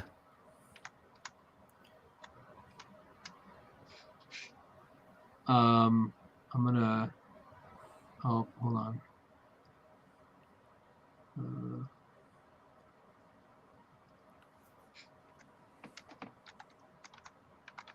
I'm trying to type sideways. Yeah, I see that.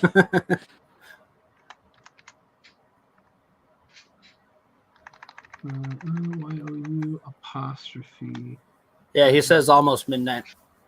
Oh, Yeah. Yep. All right. Okay, I'm back. I had to take an aside there, but we're good. Cool. Man, this is exciting. I feel like this is one of the first like kind of iconic pieces of the Ecto-1, and it is going on the build right now, right here.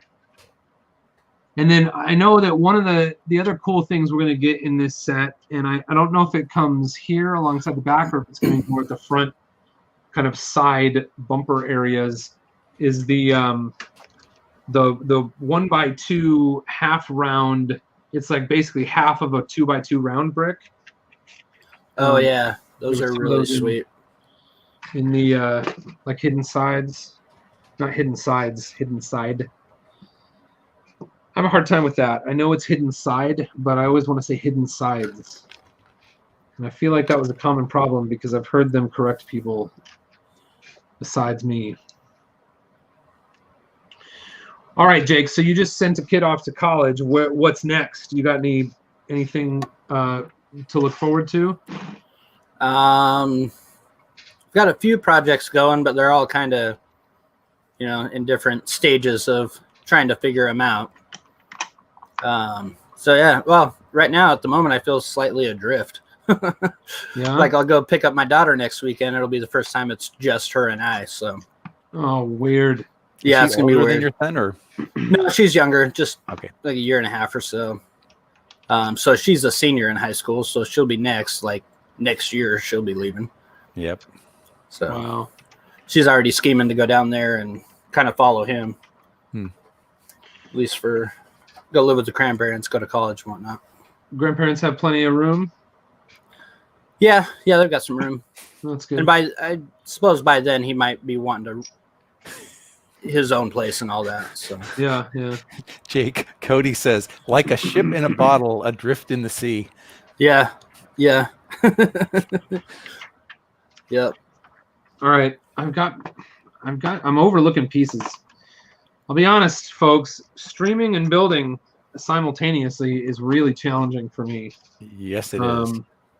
It's hard. It's hard for me to do it without missing stuff. Yeah, that would be difficult.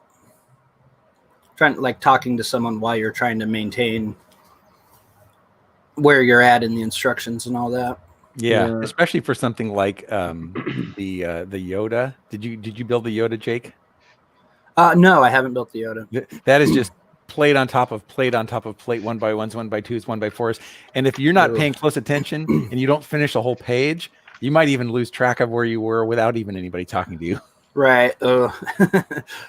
Yeah, I might not build that then. Yeah, it's cool when it's done, but it's a little bit tedious, and you really have to pay attention. Yeah, right. I was not streaming while I built that, and I made mistakes. Yeah, Tiago says, I made tons of mistakes the other day while live streaming the big T-Rex. And Cody said, that's why Dave and Jake can entertain, so that Boone can actually build. Right. Yeah, Jake, because everyone calls Jake the entertainer. Yeah. I'm just sit here watching and listening to Dave talk, and Boone can build, and every once in a while I'll pop up. I'm if the you're wondering, I saw Aqua Mike ask about the build challenge. There will be a build challenge. I'm getting clearer on what build challenge is going to be. It will be holiday themed, winter themed. It will be coming. There will only be one build challenge here on Boone Builds between now and the end of the year, and the announcement is probably going to come after Thanksgiving. So if that helps you, give you a frame of reference for when that's coming, that should be what you can expect there. Thanks for asking. Brent Waller says, I made a few mistakes building this yesterday.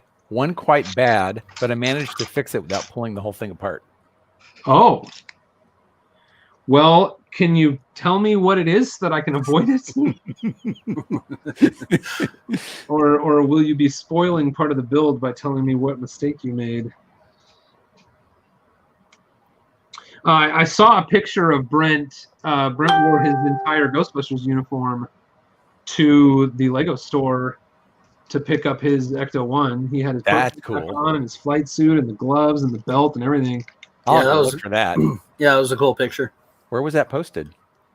I think it was on his Facebook. Okay, I'll have to go look.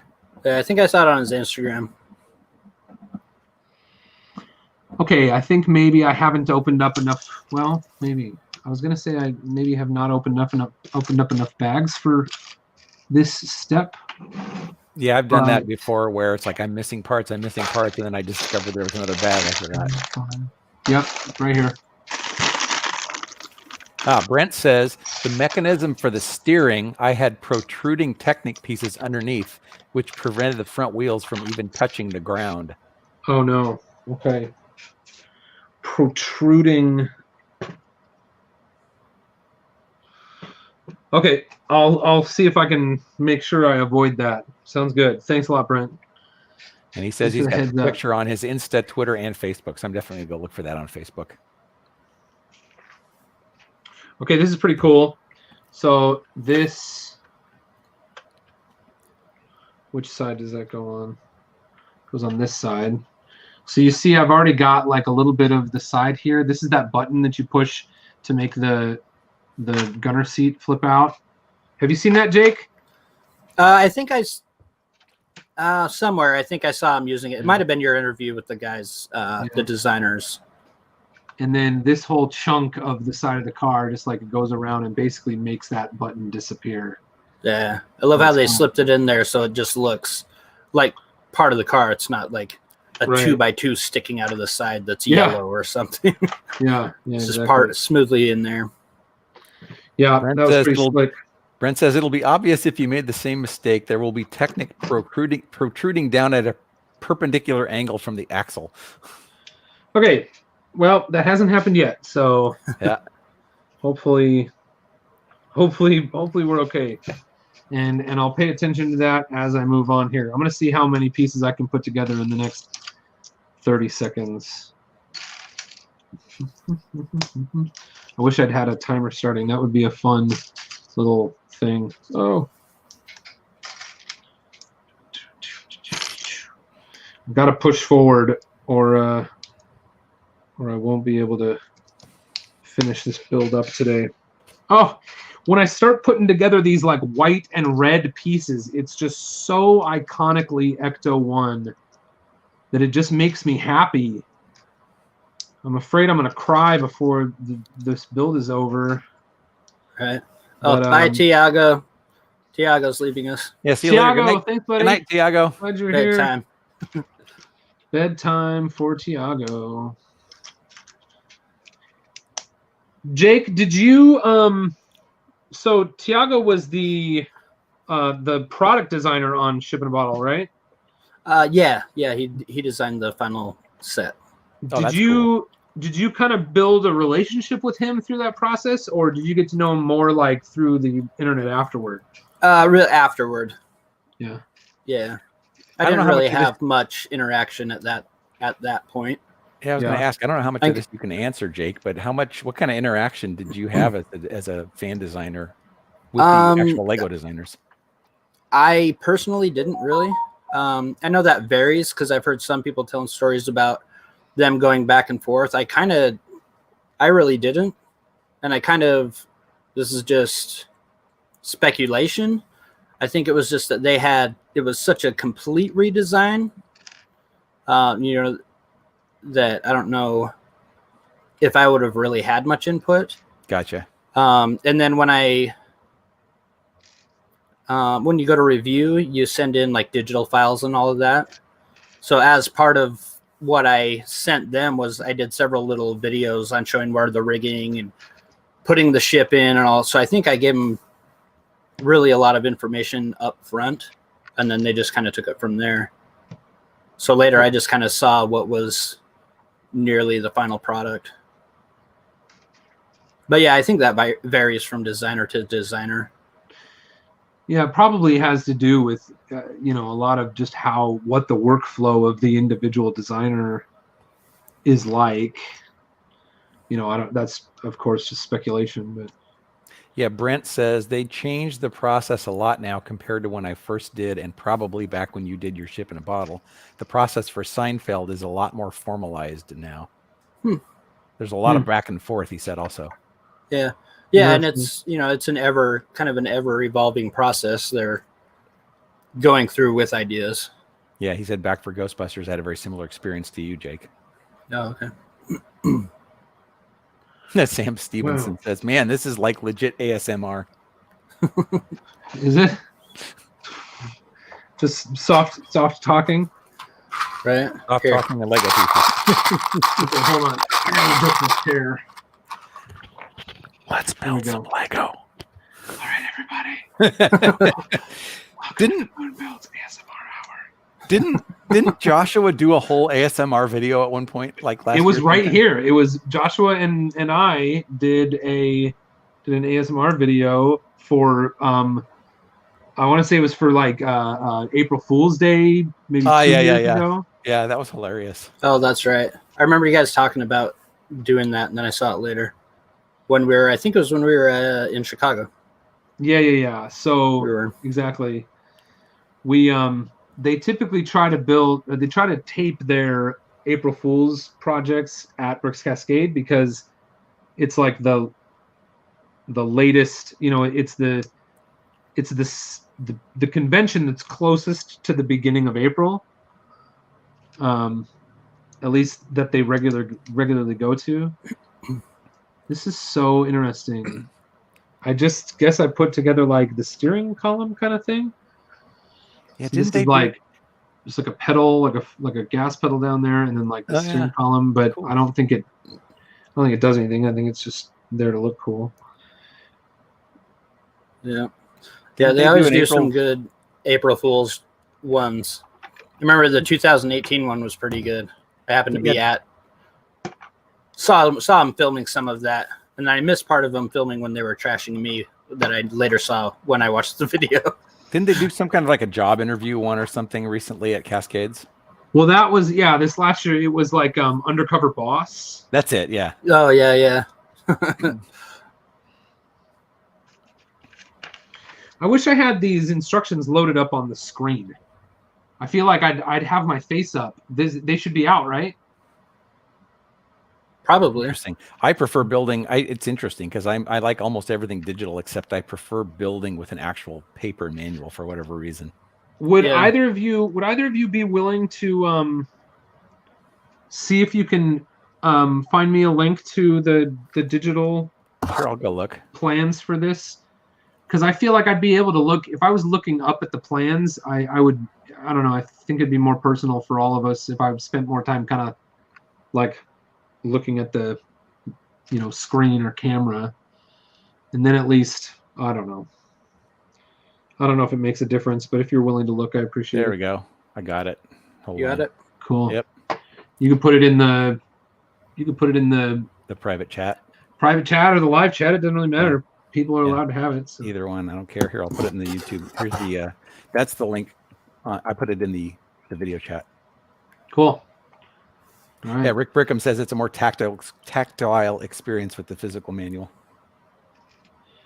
Yeah, I just feel like the glare from my studio lights on the manual is a bit challenging. But yeah, like for example, trying to do the UCS Falcon with its big fold-out, nice flat manual, trying to do that digitally would be a pain compared. It'd be a little restrictive to me compared to using the paper manual. Let's see. Control C. Oh, and we'll put that up here. Oh, and it would be like that much. Oh no, I think I accidentally copied like the entire chat. Oops. No. That's not what you want. No. Oh, here's what I'll do. I'll just do this. Copy. Paste. There we go. Enter. Nice. This is great. Now I've got this up here. Cool. I love, Jake, did you see the cover of this manual? Yeah, I did. I love that. It's like the Chilton auto manuals. Yeah, exactly. I thought that was great. That's actually funny because I didn't see the cover, but even just looking on the inside kind of looks like the Chilton manuals. Yeah, the cover is patterned just like that. Did you say you didn't see the cover, Dave? No, yeah, I didn't actually download the manual. I just posted the link. Let me go download it and I'll look. Okay, Boone's got it right you're there. right. There it is. That's awesome. Yeah. Yeah. Isn't that cool? Yeah, that is very cool. It brings back memories from when I had an older car and needed one of those books. Yeah. Yep, for sure. Okay. I always enjoy the part they put in the beginning of the manual, talking to the designers and going through some of the history and stuff like that. Yep. Yeah. All right. Hey, this is rad. Thanks a lot, Dave. That's going to make a big difference. You know, I feel like I can be looking at the manual, making some progress on the thing, and it feels like we're like in this together. I did one too many of those bushings. Aqua Mike TV says, Dave Morgan, have you ever entered a Lego Ideas project? No, I have not. I feel like I'm just now getting to the point where my build skills are starting to get okay. You know, we all, at least I always set a higher bar for myself than anybody else does, but I feel like they're okay now. They could be better, but they're all right. Oh, Dave, you're awesome. Well, thank you. I've had a number of people who I really respect, you being one of them, tell me that I don't give myself enough credit. And I know I do tend to be very humble. But I have also just noticed over the last couple of years that, yeah, like I said, I set a very high bar for myself and everybody else has a much lower bar. I don't know if you've ever had that kind of feeling on your stuff, Jake. Yeah. Oh, yeah. I'm my own worst critic always. Yep. Yeah, I don't criticize myself enough.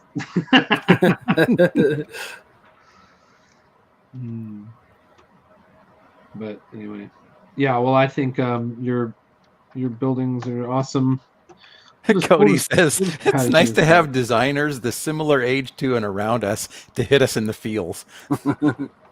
Yeah, right. Like they just know. Oh, here's an interesting thing that I'll tell you. I think we talked about this on the. I think we talked about this when Mike and Carl were here, but I can't quite remember. So I got the steering in. So I don't know if you can see that. Just have functional steering. And one of the things Mike said about the steering was that he wanted it to be a bit more of an accurate steering. He's like, when you're steering these old cars, you can get in and really go round and round with the wheel to get around a corner, right? And a lot of times with models that you steer just a tiny bit and you get a tiny move and you get a big move in the wheels. So he said the way that they geared this steering mechanism, it's actually more like the real car. That's cool. Yeah, he was talking about that. That's some really cool attention to detail. And then to have the added feature of the old school knob on top where you can get that quick steering, but inside it's doing the actual steering ratio. It's really cool. Right. All right. Man, when I put on little pieces that I just know are reminding me of the way that this car is shaped, it's just really cool.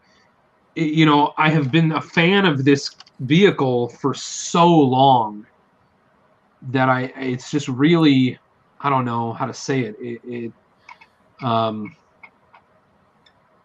It's just very close to my heart. Is that too mushy to say? That, nope.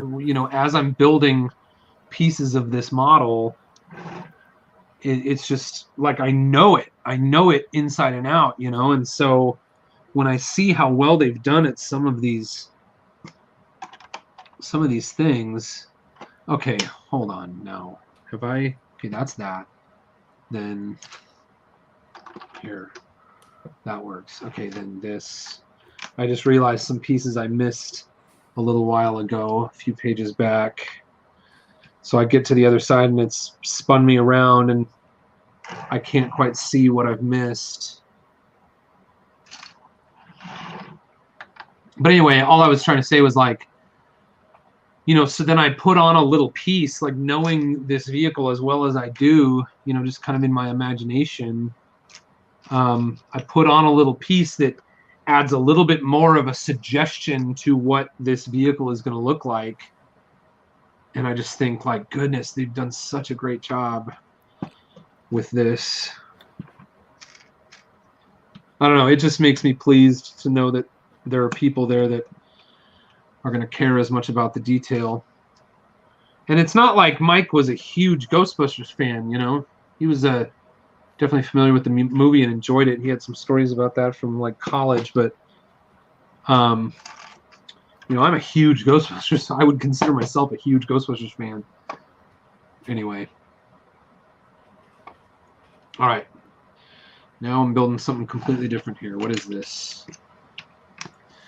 Maybe it would be kind of cool. Well, I wish I had a way of putting up two screens because I could put a little version of the manual up there and then people could see where I'm at in the build process on the manual and as I'm putting it together. Although that might not be allowed from LEGO's perspective. I don't know. All right. What we got going on in the chat? There's still plenty of people here. Alexander 23 says, Boone, Dave, Jake, and everyone else have a fantastic night and take it easy. Thank you very much, Alexander. Take it easy yourself. Thanks for being here. How many people do we have watching at the moment, Boone? I think 70. It says 72. It was 74 a moment ago, so one of those was probably Alexander. Yeah, nice. Brent okay, Waller says, can I post links here? I don't think people can. He says, I'll find a pic I took of my childhood Ecto-1. It's classic 80s styled. So my childhood Ecto-1 is right here. I don't know if you can see it. It's back there in the background. It's the Kenner, I think it came out in 1986 with the real Ghostbusters toys from Kenner. That would be the same one, yeah. I showed that on the stream the other day, and Mike and Carl acted like they wanted to, like they needed to look away while I did it. Okay, now wait, this seems weird. Is that right? Okay. Yeah. Huh. That's really interesting. I'm sure it will be made clear as I continue to build. There's some cool play features in this thing. We got the gunner seat. We got another secret thing coming on in the back here. We'll put this together. I'm trying to build as fast as I can. I don't remember who, but somebody asked what bags you were on. What bag? I think I'm on bag 4. Okay. How many are there? How many bags? I think the highest I saw was 12, maybe 13. Okay. That sounds about right, given how many pages you are through the manual. Yeah.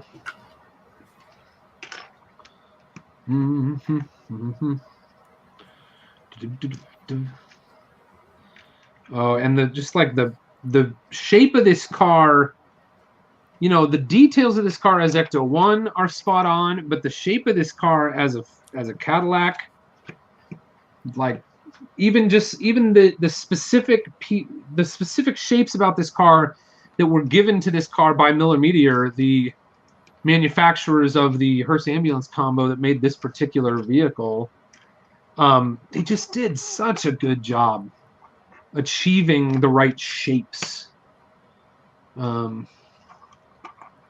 Yeah, so I could do that. A little bit of detail from, I'm just going to say all of this as if it's fact because it's the stuff that I've read being a Ghostbusters fan over the years.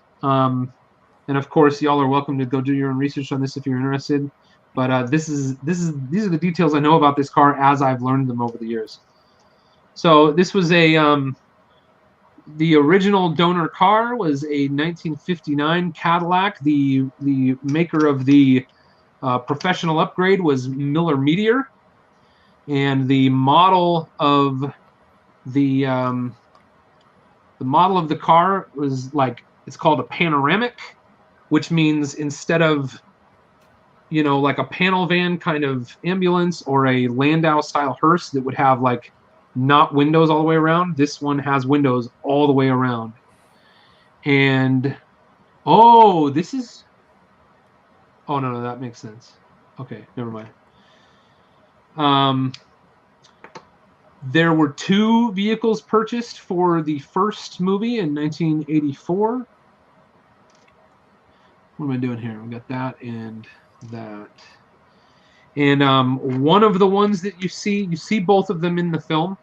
One is the one that the first one is the one that Dan Aykroyd drives up to the firehouse when he purchases it, and Venkman comes out and kind of says, hey, you can't park here. And then Stantz gets out and says, hey, isn't this great? I found the car. And he's like, all it needs is, and then he rattles off a list of things that it needs mechanically.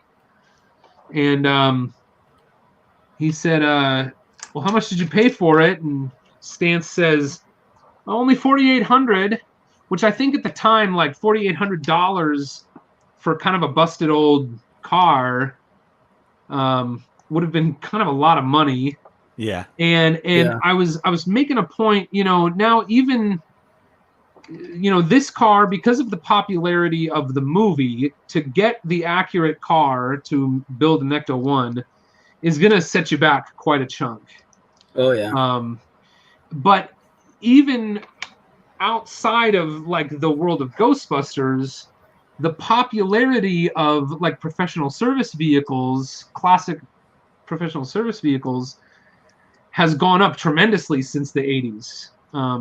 And again, if you were in that stream with Mike and I, this is all going to be old news to you. But, in the 80s, if you went to a car show, you're going to see all of the old coupes and hot rods and, some sedans, that were fixed up. But really, like the muscle cars, the coupes, the early coupes, the hot rods, and like the high-end package sedans from the 40s, 50s, and 60s are what you would have had as like the most popular classic cars in the 80s.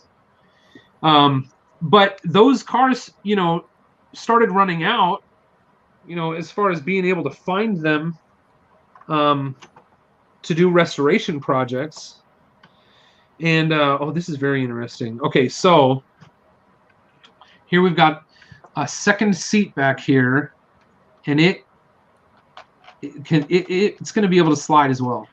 Ooh.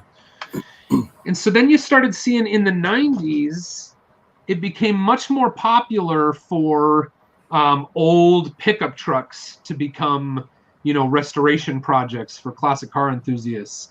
And then old professional vehicles like ambulances, fire engines, hearses, those kinds of things started to become more popular. And so one way or the other, you've got a market now that makes getting these vehicles incredibly expensive.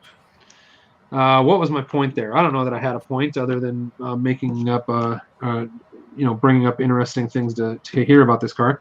So let me add on to that a little bit. Brent Waller said, was there ever a canon explanation for the difference between Ecto-1 and 1A from GB2? I thought they were the same car but upgraded, but based on the Afterlife trailer, it seems not. And this isn't directly an answer, but I'm looking at an article right now that says, according to movie lore, when the production company started designs for the Ecto-1, they bought 2 1959 Cadillacs. Yep. The first one became the Ecto-1 of the original Ghostbusters, but the second one was only used as a prop and just made a cameo appearance to show what the ghost-busting car was before Stantz fixed it. However, during the filming of the second Ghostbusters movie in '89, the original Ecto-1 died, and the crew swiftly made over the second car, which became the 1A. Yep. So that all is accurate, and was kind of, I think I was heading that direction, and then I sort of sidetracked myself. So you see both of the original cars that they bought in the movie, and you actually see them both in the beginning of this manual. And I don't know the answer to this, but I believe that the car in the new movie is a third car. There was a vehicle, there was a model, Millimeter made a model of this vehicle that had a suicide door on the passenger side, And neither of the models or neither of the vehicles from the original movies have that feature. They've got normal doors. All 4 doors are normal doors. In the new movie, it's got a suicide door. So I think either they weren't able to find one, because Mike said that, you know, the production told him that it was very cost prohibitive even for them to get into these vehicles these days. But I would guess, and of course this now I'm treading, you know, very much into just guess territory. I would guess that they are they found a car that had the suicide door, and so they decided to turn it into a plot point, you know, where they can now do this extra cool thing that comes out the suicide door. Or who knows? I don't know. Maybe they just, I don't know how that happened, but that's my speculation. But what I'll say about that is, I believe, Brent, that we're gonna find out our answer to that question canonically in this new movie. Here's some of my thoughts about how it might be that this looks like the car from the original movie and not the car from the second movie. I think that there's a chance that in sort of what like Star Trek fashion, Afterlife may exist in a universe where 1989 never happened. Oh, interesting. You know, or they give us some compelling reason to believe that the car from Ghostbusters 2 actually was a different vehicle, and that this is the car from Ghostbusters 1. I don't think that's, I mean, I think it's weird that would be the case. I don't think there's anything in 1989 that suggests to us that it's not the same car, just, you know, with some new, like, upgrades. Hey, this is really cool. Look at this look at this panel of instruments back here. It's kind of hard to see. I've got this I've got this camera focused for, well, here, I'll do it here. I've got my desk camera focused for the table, so when I move something closer to it, it's out of focus. All right. Right. But anyway, it's cool. Yep. Sorry, I could talk about that, like, theoretical stuff all day long. Yeah, I can hear you're passionate about that. That's cool. Okay, I think I'm done. These look like all extra pieces, except there's one red 1x6 here somewhere. This is probably supposed to go somewhere. Where would this go? It's got to be up here on... Y'all, I've had some really weird leftover pieces in this build. Like stuff that shouldn't usually be leftover pieces. I've had leftovers. Yep. Is that's right. Did you have like a 1x4 plate or something earlier? Yeah, I had a gray 1x4, and now I have a red 1x6 tile. Tile? Yeah. That's extra, and there are supposed to be 2 in that bag. You know, and there's a third. Sorry, on very, very rare occasions, I've had that happen, and that part comes up later, like it's in the wrong bag. I've had that happen too. You're right, Jake. I've had it a couple times where I thought I was missing a part, and that part was in a bag later. Okay, get this. Very rarely, but on Coliseum, where's my bag 4? Oh, that was bag 4. This is bag 5. On Coliseum, there were 4 boxes. And let's say box 1 had bags 1 through 10. Box 2 had 11 through 20.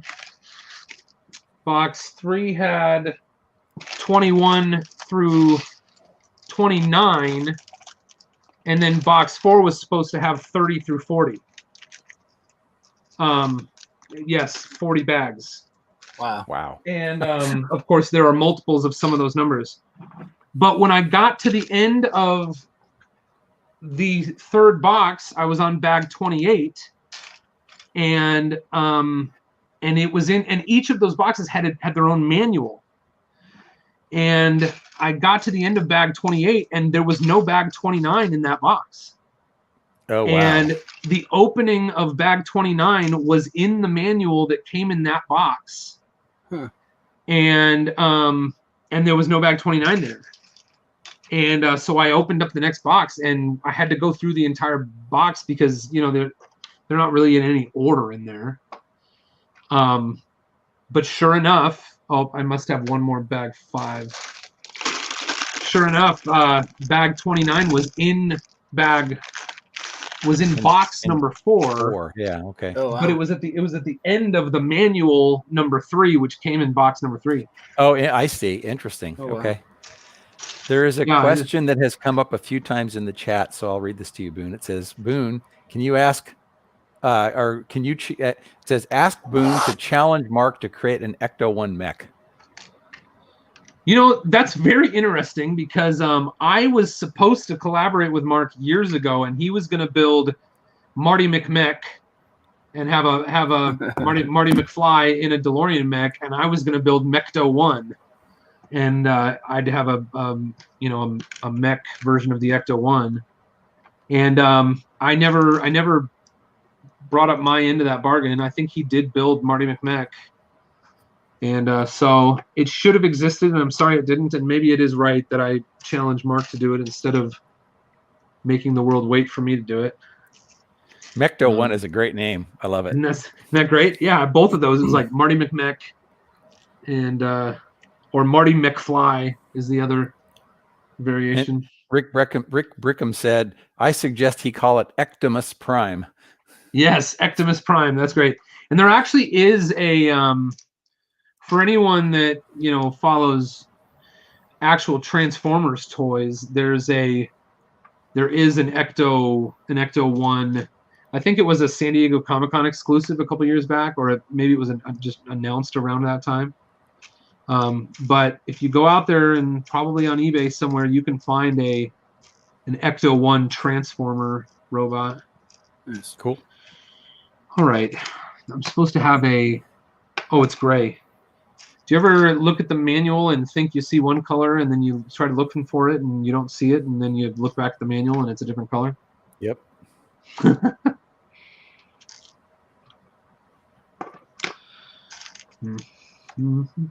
Another question. Jake, what are you up to? Nothing. Just hanging out. I was driving around earlier listening to you on my phone, so I wasn't watching, but I had you in the background. Same as yesterday. I've been just driving around. I had, excuse me, a lot of errands to run and stuff. So right now I'm just kind of watching you guys and hanging out. I was thinking about jumping out here soon. No problem. So I could move about the house while I watch. Yeah. Instead of sitting here not talking. Taking up screen space. No, it's great. Do you have another question, Dave? Yes. Somebody in the chat has asked several times, asked this to Boone, should I get the Hogwarts Great Hall or the Hogwarts Astronomy Tower? Asks Joshua Steele. Oh, boy. Well, here's the deal. That's going to be a hard one to answer for me. You don't... I have to answer this as someone who has not built either. I do intend to build both. I will have a review of Great Hall here on Boone Builds fairly soon. It probably won't be until a bit later in December. Of course, I don't expect you to wait that long for the answer to this question. But the reason I chose to go with Great Hall first is because it's going to disappear from the shelves before Astronomy Tower. I think, theoretically. Astronomy Tower, just came out. But Great Hall, I believe, came out either this time last year or maybe even a year and a half ago. So if history repeats itself, you're going to see Great Hall disappear from the shelves and go retired before the Astronomy Tower. So from that point of view, if you want to get both eventually, I think you should probably get great haul now. But on the other hand, I think Astronomy Tower looks like a more interesting, fun play set. So I think it probably kind of depends on what you're looking for. Okay, I hope I answered that question well. Looks like, is that the suicide door you're doing now? It's one of the doors. I don't know which. It could be. Yeah. It probably is because it looks like the rear door on the driver's side does not open. So, okay, this is probably the suicide door. Yeah. Really, some really interesting geometry on these doors here, y'all. Man, I'll tell you, just every time I click together some of these white curved slopes and a little bit of the red for like where the fin kind of rests across the top shoulder of the body of the car here, it just makes me happy because it's like I just know exactly what it's supposed to be, and it's just an excellent job achieving the look. I kind of have the same feeling about the Imperial Shuttle, the UCS Imperial Shuttle set. I really wish they would re-release that. That is just such an elegant set, and it gives me the same feelings that you have for that set. Oh yeah. I was in my teens when Star Wars first came out, so I was very prime impressionable age in first run in the theaters. Yes. So that was a lot of fun. Yeah, it looks like excuse me. It looks like they did a great job on the body shaping on that, especially where the fin comes out, like you were saying, and the dual tail lights in the fin. Yeah, that's cool. Those are because it's a lot of different angles that you're not generally using that kind of geometry in. Yeah. Like I built a small 59 Cadillac, and it was difficult to get the shapes, especially at the small size. Yeah. Oh yeah. That was beautiful though. And that actually makes me want to think like, Jake, how hard would it be to take that design and turn it into the Ecto-1? Probably not terribly hard. I started doing that. I planned originally to do that. I just haven't gotten back to it. Yeah. Suppose now would be probably a good time to start thinking about getting back to that. Because, you have to lengthen it just a little bit. Or no, it's just the kind of the rear of the body, the upper part. Because you got the hearse on top instead of the... Yeah, I mean, right. I started designing that. I just haven't got back to it. Which model of Cadillac would you say it is? Is it like a... the one I did? Yeah, is it like a DeVille or 59 Coupe DeVille? Yeah, I did the convertible. I do think that there were. Oh man, I'm gonna say this, and I think it's accurate, but I'm gonna throw it out there. I want to say that there were. Oh, the length of these cars. There were two lengths of these vehicles, and maybe even three, and the hearse ambulance one, the ones that went on to become hearses and ambulances, should be the longest of all of them. Yeah. I don't recall off the top of my head, but yeah, when I was designing them and I looked that up to see if they were actually longer, because the 59 Cadillac is a land yacht already. Yeah. And then the hearse, they added, I don't remember, it's a few feet maybe. So it's a massive vehicle. Right. Yeah, this article says it's nearly 21 feet long, 8 feet high, 7 feet wide, and weighed nearly 3.5 tons. Wow. Yeah. And so I don't recall, like I said, just the standard Cadillac, the length, but it's it's a very long car. Yeah. Okay, so here's. I wish I had that. I don't have it handy. I think it's still boxed up from Bricks Cascade. Here's they're on my Instagram. Did you see that? Yeah, that's cool. I'll show you the seat mechanism. So the suicide door closes, and then you push out from this side, and the chair opens the door and pushes the chair itself, flips around to the other position. That's super cool. Just, that function makes me want to watch the movie that much more. Yeah, I me want too. to see what what's going on there. Well, All right, you. Yep. Oh, I was just gonna say I need to head out here in a minute. No problem. But it was fun hanging out. Thanks for the invite. Yeah, cool. Thanks a lot, buddy. You're both welcome to go if you feel like you need to go. It was good to see you too, Jake. Fun to hang out. Yeah, you too, Dave. All right, talk to you guys later. Hey, thanks a lot for coming, you guys. I really appreciate it. Bye. Yep, I'm gonna bounce too. So peace. Bye, everybody. See you later, Boone. I am sticking around. I'm going to stick around here and build a little bit more of the Ecto-1. But I'm really going to dive into the build. So you are more than welcome to keep yourselves chatting in the live chat there for as long as you'd like.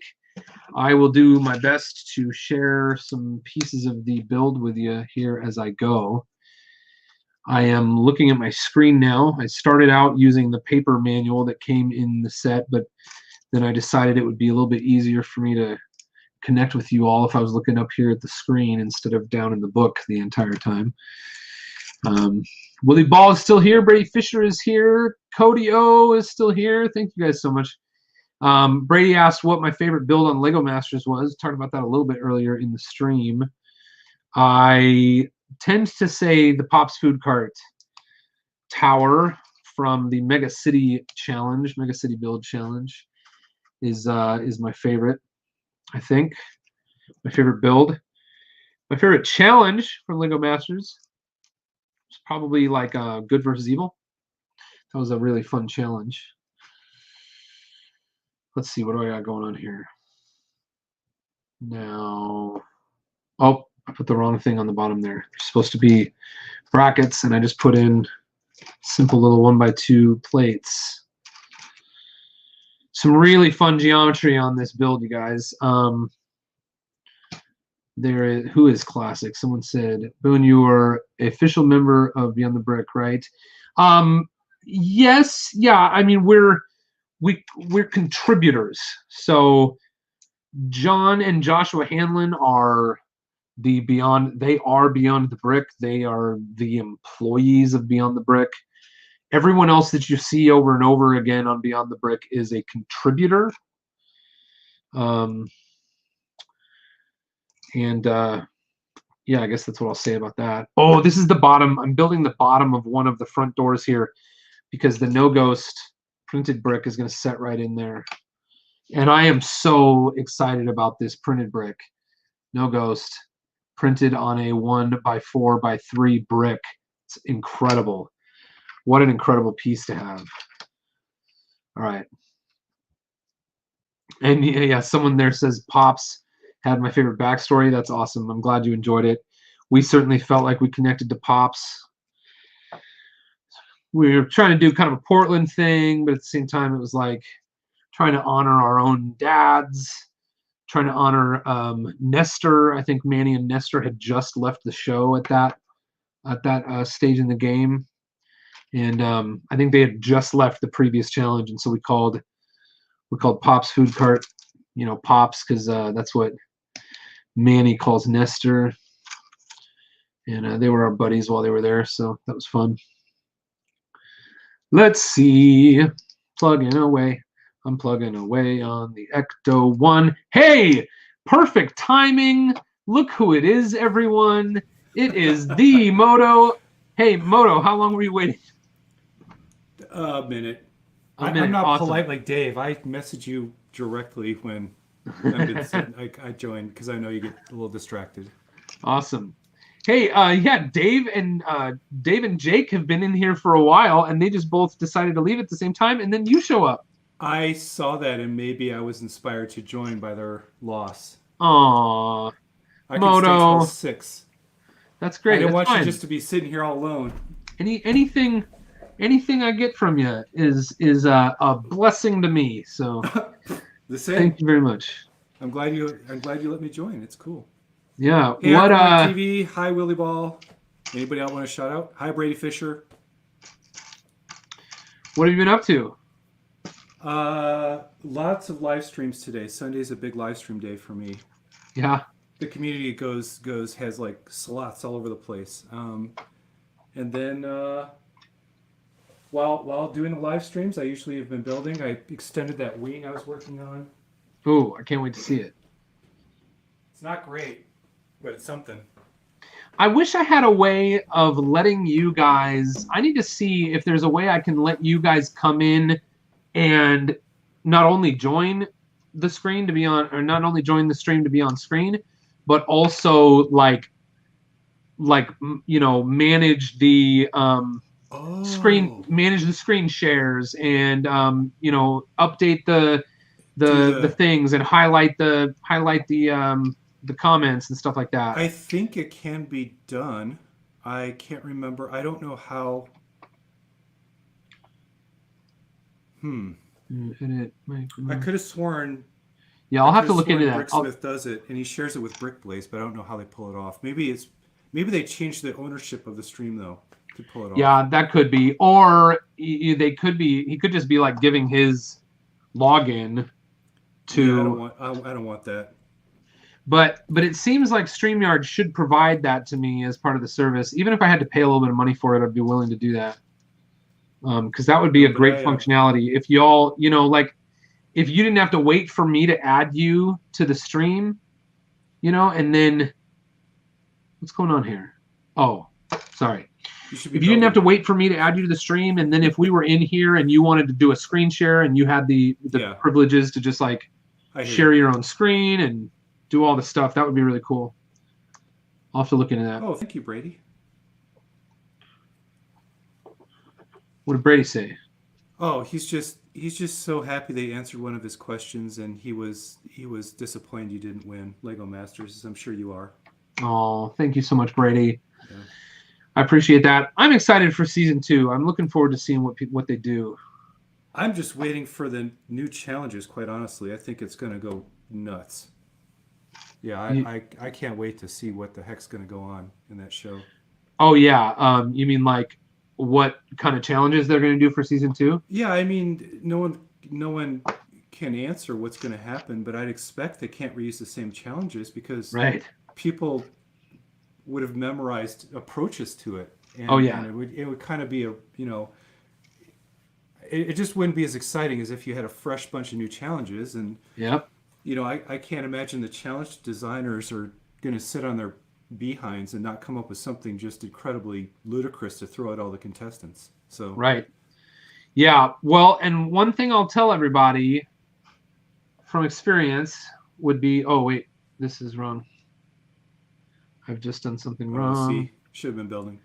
But it's crazy because the only reason I knew I did it wrong is because it's one of those spots in the instructions where they give me the green check mark and the red check mark. Oh, good for them. Well, they learned.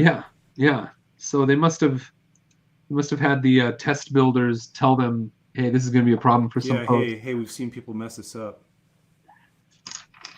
But what I'll tell people is, you can look out there at the other seasons from other locations in the world for some ideas at some of the things they might try, but nothing will be identical. Nope. Even the ones that are similar will be different enough to not be the same and to not give you an edge if you had seen it and we're trying to plan based on what you had seen from other countries. No, and I don't think it would be. I think it would be plagiaristic if someone tried to reuse a core concept that was kind of done before, right? Yeah. You mean from a builder standpoint? Yeah, that just doesn't sit right with me. No, for sure. But I mean, even if you were to look at not necessarily taking someone's idea as a builder, but if you were to look at, when we taped season 1 in the United States, we had seen season 1 in Australia. Yes. And there were a number of things.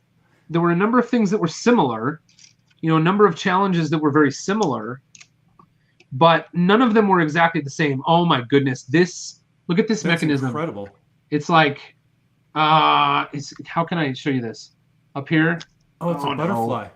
Yeah, it's a double hinge, right? And it's like it's a double hinge, exactly. Oh, it's so good, and it like automatically stops at like, I don't know, just shy of 90 they had degrees, to do that. like I've been 85 trying to degrees. I do that with a clip and bar technique, but theirs looks like a real clean plate technique with a plate hinge. Yeah, and it actually is hinging on a stud, which I'm not sure I've ever seen that before in an official set. Darn you, LEGO designers. But it's gonna leave this really nice kind of like stiff hinge, like just stiff enough to feel like you're opening a car door, especially when it weighs 5 jillion pounds. Right, old Detroit iron is not lightweight stuff.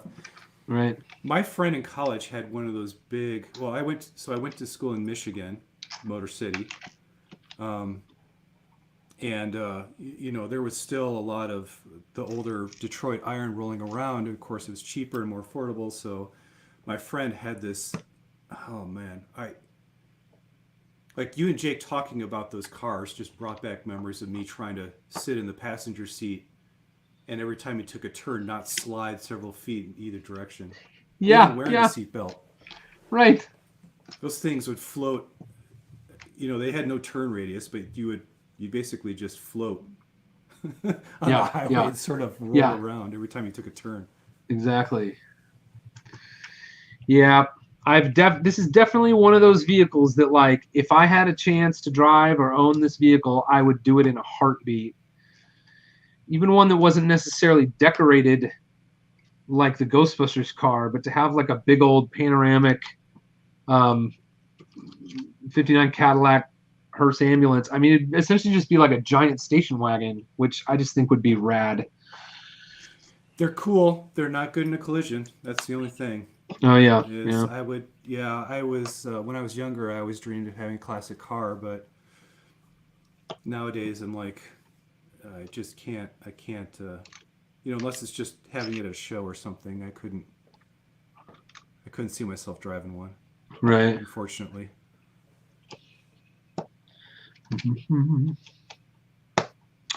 Yeah. Well, I'll one of my favorite vinyl practical. Seats. Jake's in the chat, by the way. He said vinyl seats.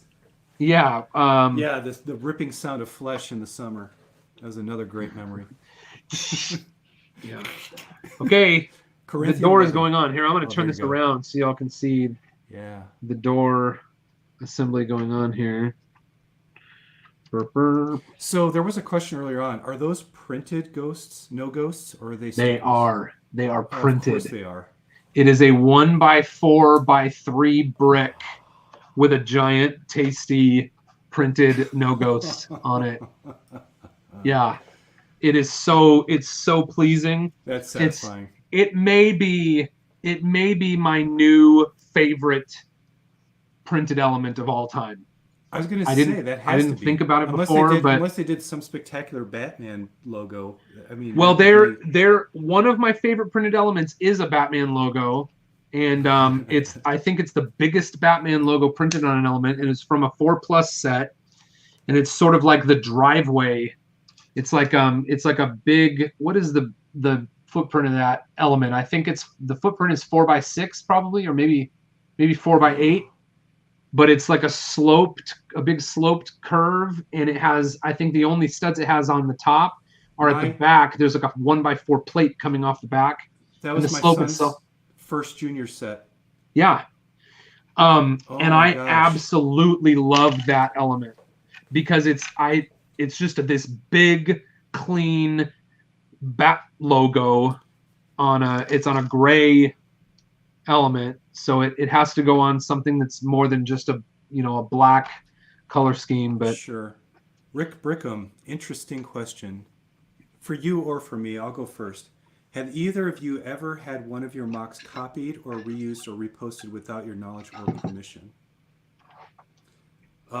Yes, but not in a mean way. So I've never had someone take my photographs of my mocks and claimed it was theirs. I have had people who really were psyched and liked it, sharing it without my knowledge, but the community very quickly would tag my name into that post And every time I would comment and say, thank you for sharing my build, the original person would put a heart, and I'd say about 50% of the time they would update the description with my information.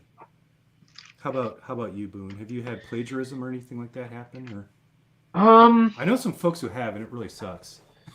Yeah, I really haven't. I don't know if I've built anything good enough. Oh, come on. Oh man. But the humility. But I'd say like, yeah, I haven't had that thing where like my stuff has just outright been stolen. Right.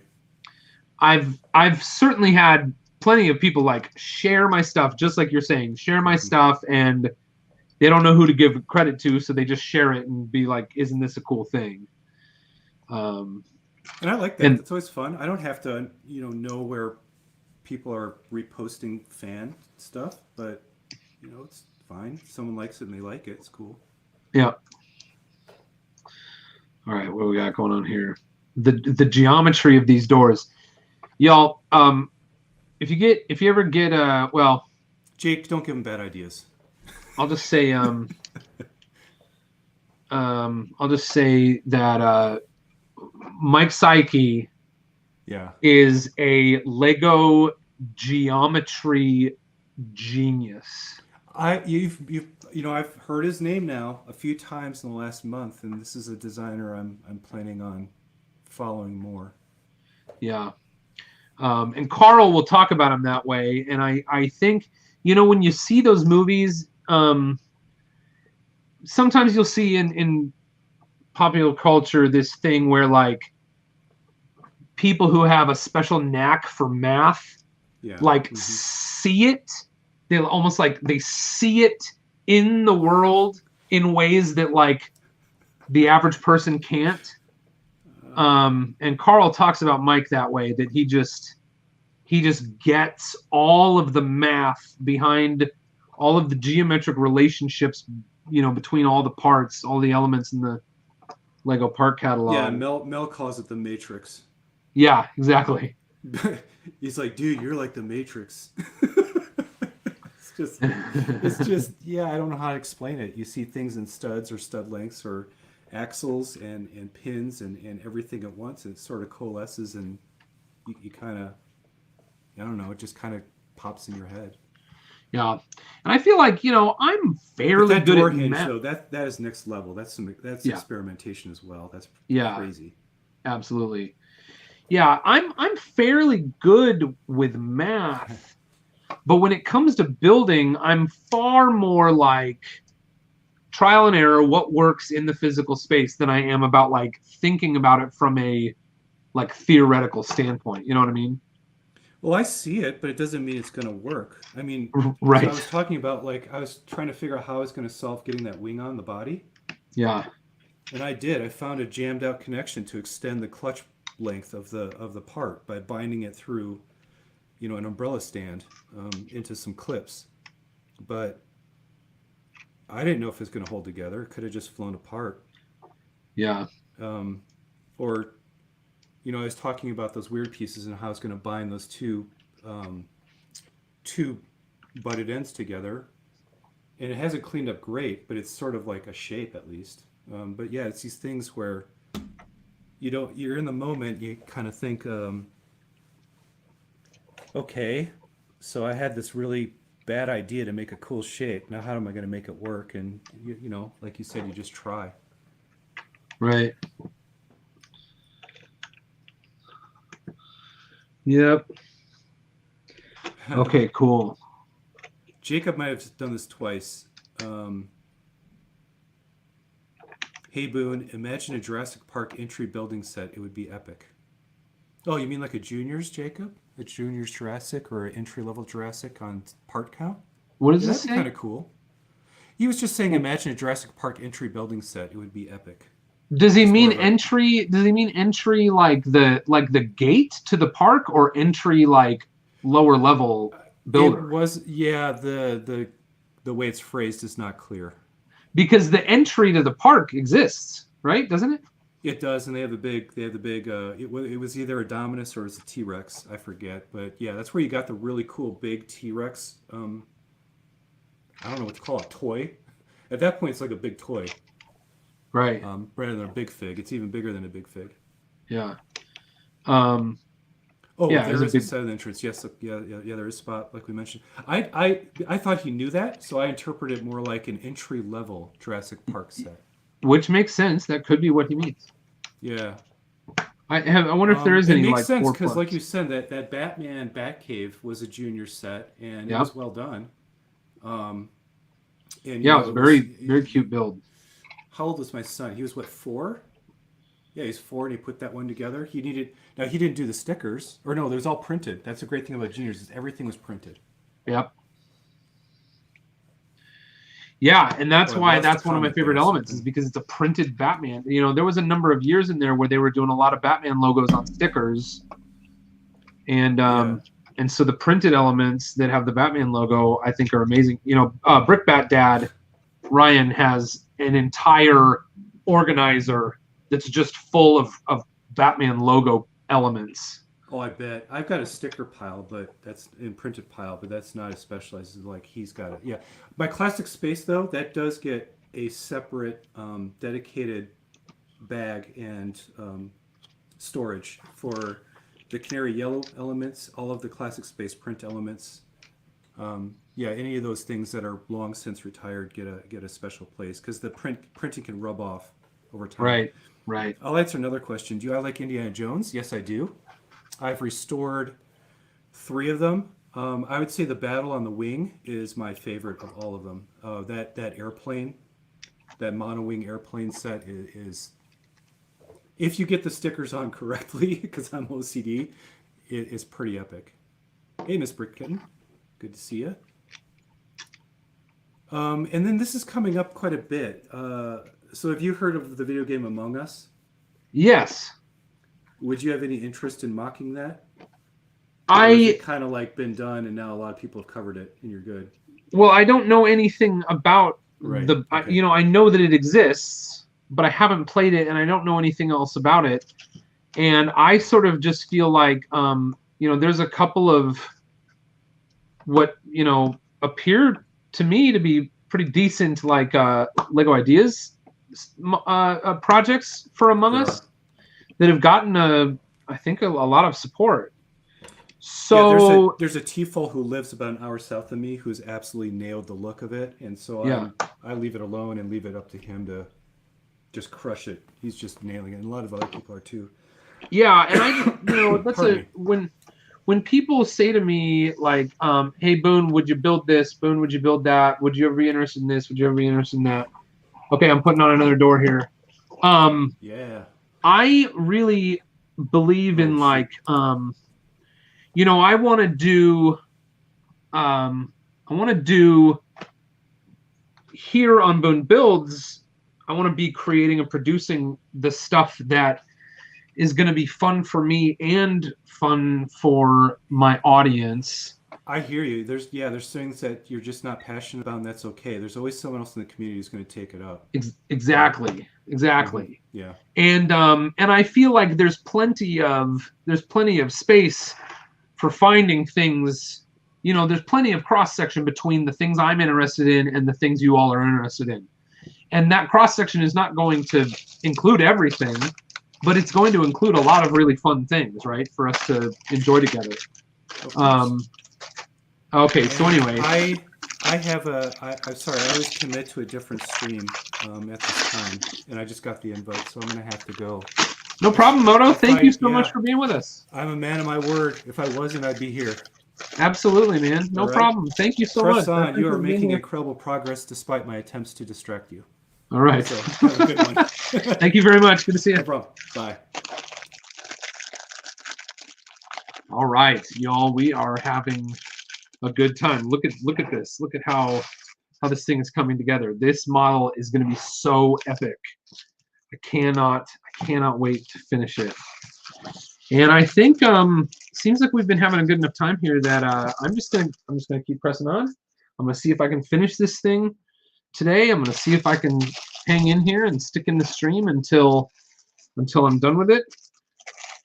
I just opened up bag 6. Yeah, that only feels like about halfway through, but that's all right. I'm gonna keep it up here. I'm gonna keep going. We are having a good time. Oh man, it was so much fun to build with Mark yesterday. If you didn't see the final, if you were here watching our collaborative build of the Optimus Prime, if you didn't see the end of it, I heard from a number of people that the stream cut off early, and it didn't seem to cut off early to us. We thought we got to say some goodbyes and finish up the stream. But if you didn't see that, you can find a picture of the finished Optimus Prime and the finished Phantom Fire Truck from Hidden Side. You can find those on Instagram /Boone Builds or Facebook. You can look for Boone Langston, my real me, on Facebook. You can find it there. We had a lot of fun, and we had 2 copies of the Phantom Fire engine, the Phantom Fire Truck from Hidden Side, and we built one as the official set, and we built the other as an alternate model. And we dove into the live stream and we asked the live viewers, hey, what do you want to see here? And very quickly a number of people said build Optimus Prime, and we looked at it and we were like, hey, this really has the perfect colors for Optimus Prime. And so we built, and that worked. And what on earth is going on here? I'm trying to figure out how this goes in. Oh, I see it. Yeah, so that was a lot of fun. But unfortunately, it sounds like maybe people didn't quite get to see the finished product. Like maybe the stream accidentally ended early. So you can go see the finished product on my Instagram or Facebook.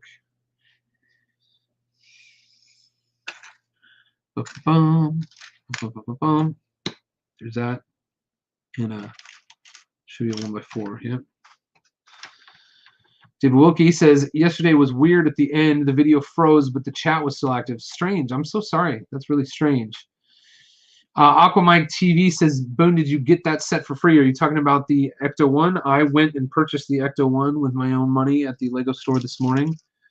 So this is not one that I got for free.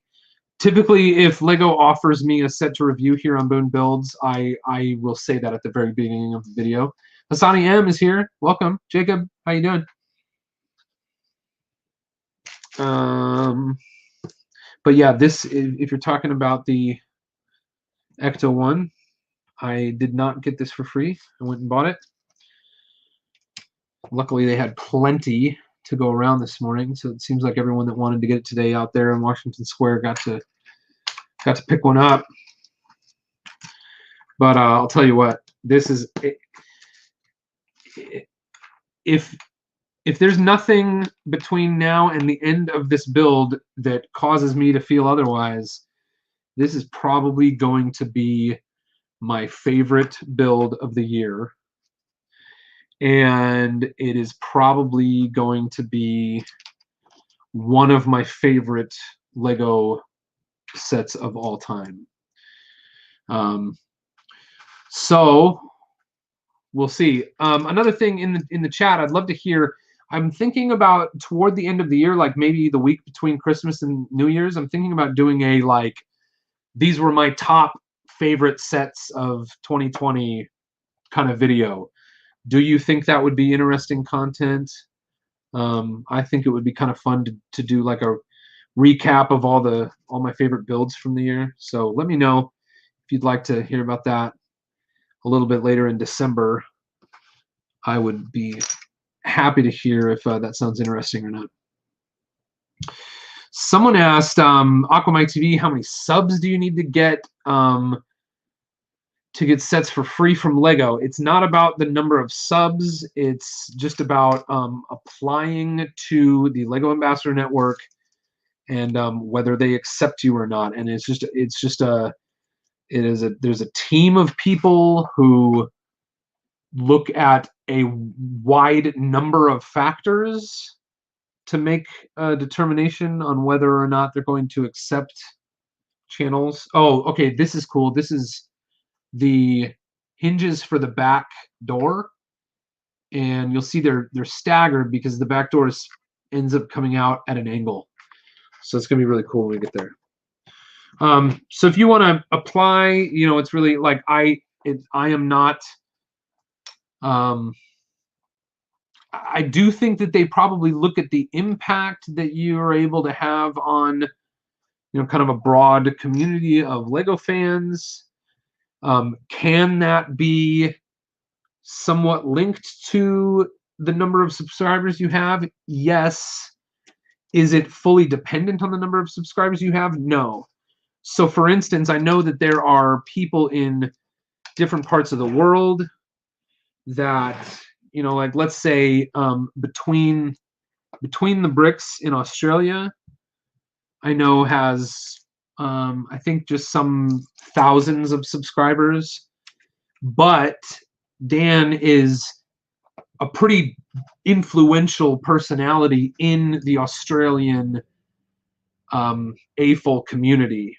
So they felt that it was beneficial to have him in there when he applied for that reason. And so there could be any number of reasons that they might decide, you know, a person or a YouTube channel or a blog might be worth having in as an AFOL.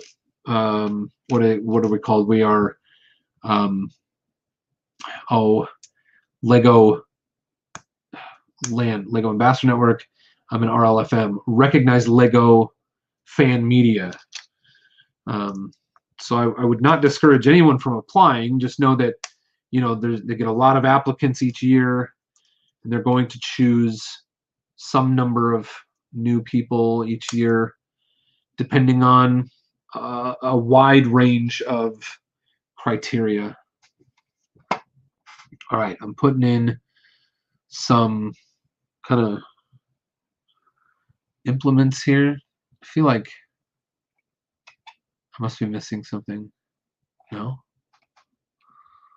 That looks right. Oh, okay. It just goes like this. That was a little bit confusing. There's a bunch of really cool looking like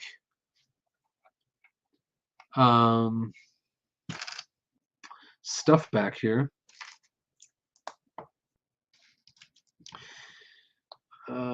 And so then I think I guess I would say that like I feel privileged to be part of the LEGO Ambassador Network. And I think that they considered me when I applied. I applied before LEGO Masters started airing, and they accepted me. The acceptance window was like a couple of months after LEGO Masters was done airing, and they just gave me the feedback that they felt like I was doing a good job kind of engaging the community online, particularly after LEGO Masters and during the LEGO and the Bricklink AFOL design program.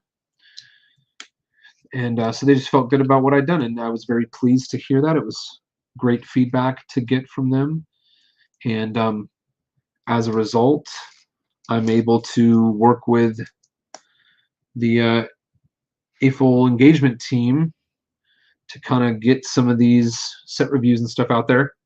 But again, not everything I do is influenced by them, or even necessarily. I mean, of course, they support all I do, but not all of my content is directly supported by, you know, them sending me stuff.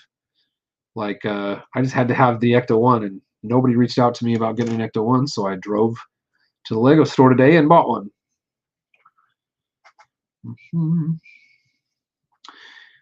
Let's see. I'm gonna see who else is here. Brickman Animations. Wait a second. Brickman Animations and Brickman Mosaic Art. Is that two different people? We got Battle of the Brickmans, Bricksman in here. Oh, I'll tell you. I feel like my voice is getting sore because I've been doing so many hours of streaming this week. And Jacob Brabone said, "Hey Boone, imagine a Jurassic Park Visitor Center Lego set. Yeah, that would be really awesome." My buddy James Ritzman built a Jurassic Park visitor center that is incredible. It is huge. It's amazing. He used a bunch of those like big curved slope elements from, I want to say, like Jabba's palace or something like that. He used a bunch of those to create the roof element area in the Jurassic Park Visitor Center. Really cool mock. I would love to see James and his wife Christina on Lego Masters Season 2. They would be an excellent team to root for. Okay, that's cool. A lot of cool little instruments in the back. I'll see if I can show you guys this. In the back of the Ecto-1 here. I don't know if you can see those. Maybe it would help if I swapped these views. Oh, I don't know if I can do that. Yeah, here. Little cool. This actually reminds me of old, like 1990s, the back of, you know, police stuff, and that printed element there with the yellow and the red, that was originally produced in like 1990 with M-Tron. So Mike brought that print back earlier this year in the haunted house, and they were able to fit it into the Ecto-1 as well. So that was really fun to see those old school prints coming back. One of the benefits of having Lego fans getting jobs as Lego designers, they know what fun stuff they'd love to see, so it kind of easily translates to fun stuff that we like to see, right? Okay, building a new seat. Where's this seat gonna go? There's so many seats in this vehicle. Jeez, this must go back here somewhere. All right. There's a lot of red in this pile. I think you can all see that. We are plugging away here. I may need to stop for dinner before I'm done with this. Let's see, it's 5:07, so I've been building for just over 3 hours.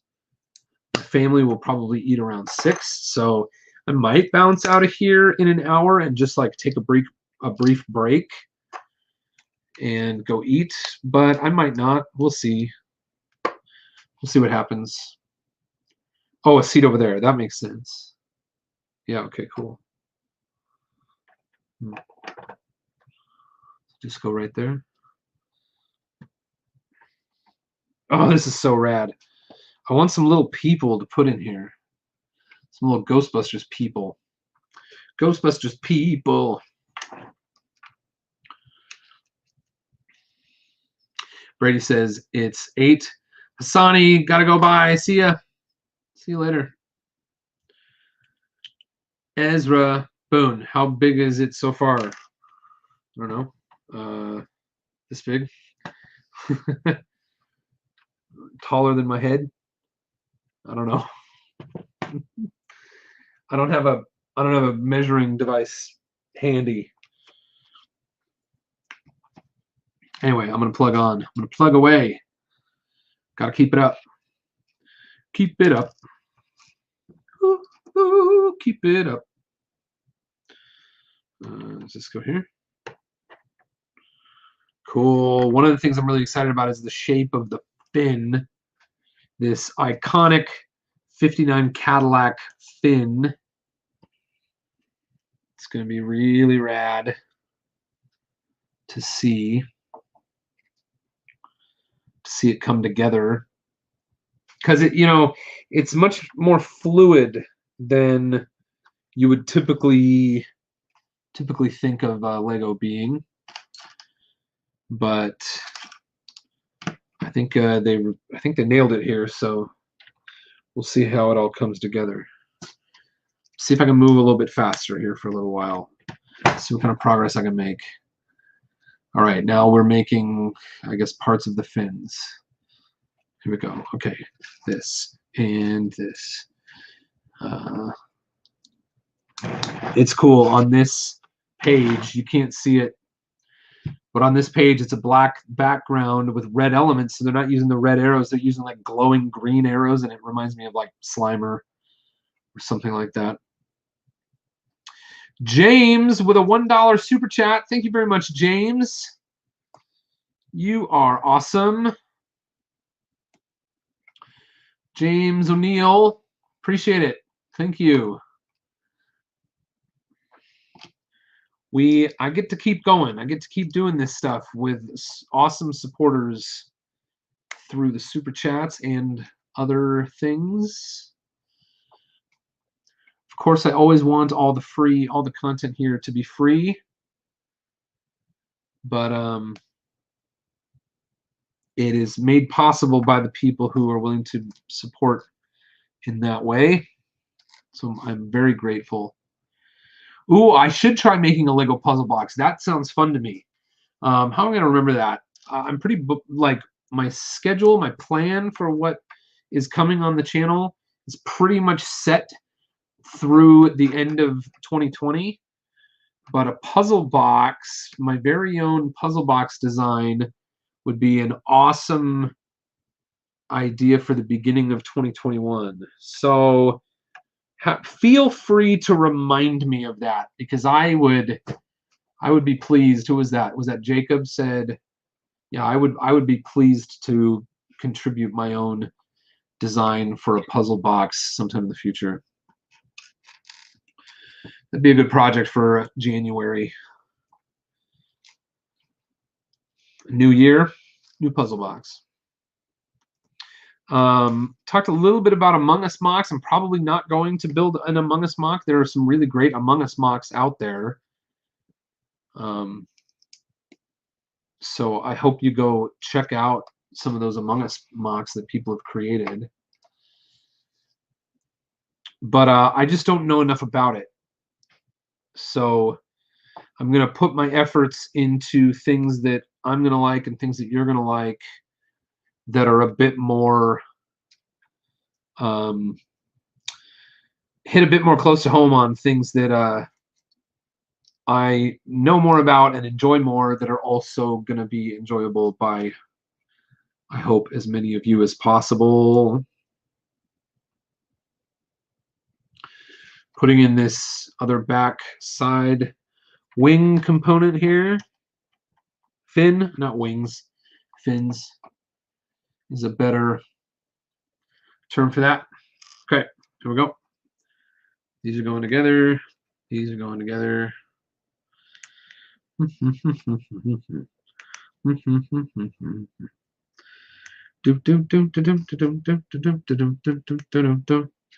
must be like the tailpipe or something. On the Kenner Ecto-1 from the 80s, the tailpipe was a switch between, oh no, these are not the tailpipes. It's, oh, and I have to build two of these. Okay, these are actually the kind of bullet tail lights that go on either side of the fins here. Oh, this is a great design. This is gonna be awesome. I'm so pleased with these guys. They designed a really good set here. Could be moving quickly to the top of my favorite sets of all time list. We'll see. Okay. There's that. Okay. Nice. And fun use of bars here. So if you didn't know this, you can stick bars inside Technic pins. And the newer Technic pins, a bar will pass all the way. So a bar, like a lightsaber blade, will pass all the way through a Technic pin. And it's pretty rigid in there. And in cases like this, it just gives nice little connections. You can do the same thing with flick fire missiles. The end of a flick fire missile will stick into there. So, for instance, to create the back of these tail lights, you put two flick fires into a Technic little lift arm there. Then we put on a plate and the two transparent cones for like those bullet taillights. And then the only way it attaches is by sticking those bars into the pins. And that's how it attaches. And it's brilliant. And I think it's great that they're doing it in official sets, because I think it's a really fun way to make those connections happen. It's cool. It's always cool when you do stuff that you're like, oh, I don't know if this is legal or not, and then all of a sudden they put it in an official set, and it's suddenly like, it feels like you get this vindication. Brady says, is this the new Ecto-1? It is the new Ecto-1. It is the brand new Ecto-1. I went to the LEGO store this morning and bought it. Picked it up so that I could bring it home and build it here for y'all today. One of my favorite vehicles of all time, the Ecto-1. The other is probably the 1989. Boone, you should try to make a food truck mech. I did in Pop's Food Carts on the Mega City Build Challenge in LEGO Masters. I turned, so before the twist was like, you had to make your city under attack for something. And before the twist, we had like a Pop's Food Cart was the original old kind of Airstream style trailer food cart kind of thing. And then at the twist, we turned it into a mech. But that would be fun to revisit. That would certainly be something that I could do here on the channel, or I could encourage Mark to do that. That could be fun. Good idea, good idea. Oh my gosh, I love these. These just scream Ecto-1 fins to me. The red, big sweeping, curved slopes. This is so interesting, you guys. Oh my gosh, I love it. I love it. I just love this car so much. It's really cool. Rick Brickham. I have older Lego. Haha. Oh, look at that. Look at that. So cool. Oh. I'm just so pleased with this set. I can't tell you.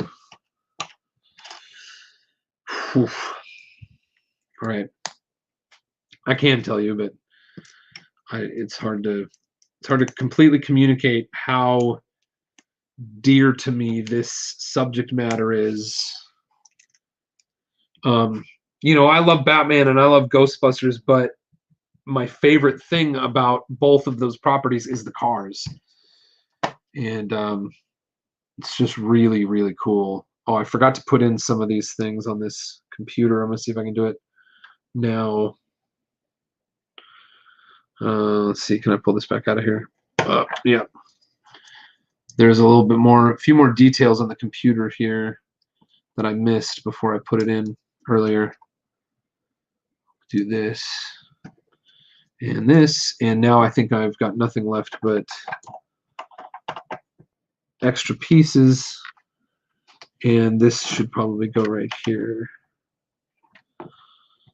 So good. Such a good build, you guys. Okay. Moving on. To bag number 7. Bag number 7 is coming open.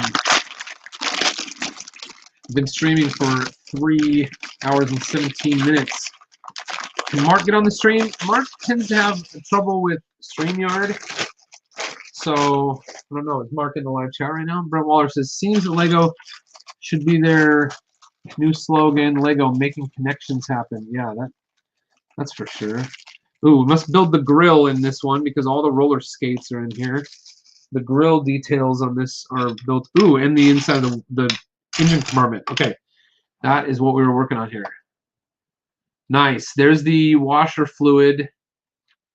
Mike said that the real washer fluid on the 59 Cadillac is an actual glass jar. So they were pleased to be able to get that element into the mix in this car. Oh, I must need one more 7. There it is. There it is. Tron, hey Boone. Rick, the fins, yeah, right? It's like, just, man, it just smacks me in the face with kind of nostalgic appreciation. I just remember thinking this car was so cool. I always have. I'm telling y'all, if I could drive it, if I could drive this, I would drive it every day. Moto said something about them not being very safe. True. Sure. Yeah, I would figure out how to, if I had the money, I would buy one and I would figure out how to make some safety upgrades to make it more safe. But okay. I digress. I could talk about that stuff all day long. Where is, should be a Technic pin with the hole. There we go, right there. And one of these gray. I love the Technic half pins that you can stick. It gives you a stud if you stick it into a Technic hole. One of my favorite pieces. Hey Boone, is this set worth getting so far, man? And if so, what is the price? In the United States, it's $199. I don't know about other places. I could look it up for you, but I want to keep moving forward on the build at the moment. But it's out there. You can just you can go to lego.com and see the price. But in the U.S., the price is $199. Boo, boo, boo. What's your favorite feature of this set, Boone? Well, so far, I'd say the gunner seat is probably my favorite feature. If I haven't shown that in a while, you can see it here. Watch, ready? Did you see that? It like you push it out and it flips. Okay, so it's going to come out right here. And it's like, and the whole seat spins around. And so you almost need to see it in slow motion. But it's really cool. Really cool feature. There's going to be other features. We're going to see features that won't even come together until near to the end of the build. Moving on. Got some Technic stuff to put together here. Technic pins into Technic bricks. I love Technic bricks. Who's a Technic fan in the room? Tell you what I think. I miss the old Technic sets that were made mostly out of Technic bricks. You know, now most Technic sets are almost completely Technic lift arms,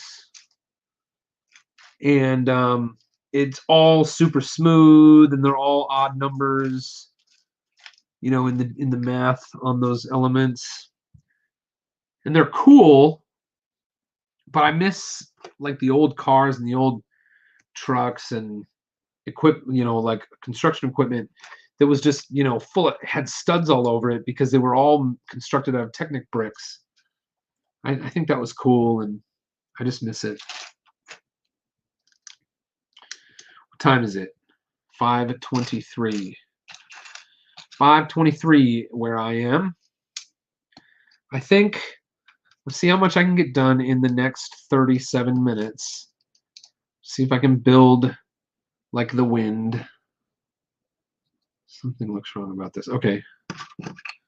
And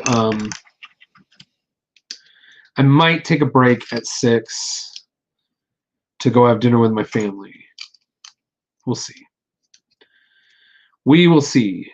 Maybe, I don't know. I don't know if I'll finish this today. I've got a lot of things, like Dave was saying earlier, I've got a lot of things in the pike that I've started and haven't finished. I need to finish my castle. I'm probably going to be finishing that this week. I'll probably be putting the update for that in one kind of final recap video. I'll finish building it. I'll take time lapse. I'll talk about finishing up the build, and then I will post that video and probably do a premiere so that I can chat with you guys in the chat, but it'll be like a pre-recorded video. So that hopefully will come in the next week and a half or so. And then this Ecto-1, I don't know. Will I finish it tonight? I don't think I'll finish it in the next, I don't think I'll finish it before 6, but I do think I will stop this part of the stream at 6 and go eat dinner with my family.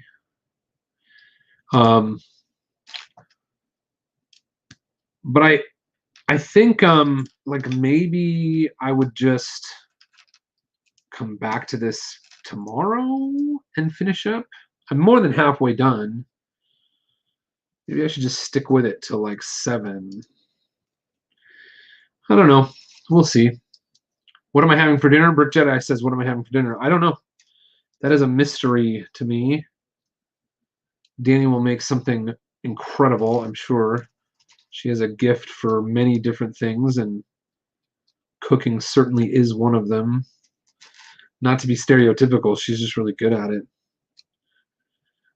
I would do the cooking if she didn't want to, but she's gotten really good at cooking. So I leave it up to her. Hey, Lego Zap, who said something about Snap? Anything for dessert? Probably not. I think I already had my dessert today. I had some donuts earlier. On my way back from the Lego store. But speaking of eating and drinking, I need to.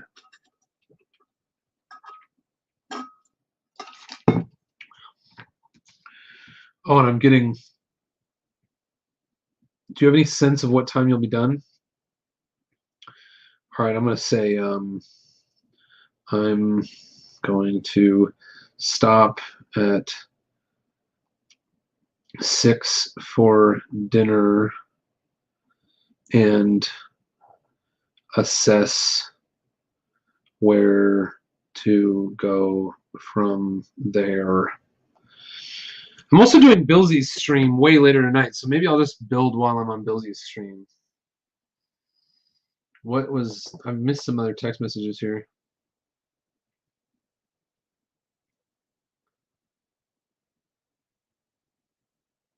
Okay, well, there we go.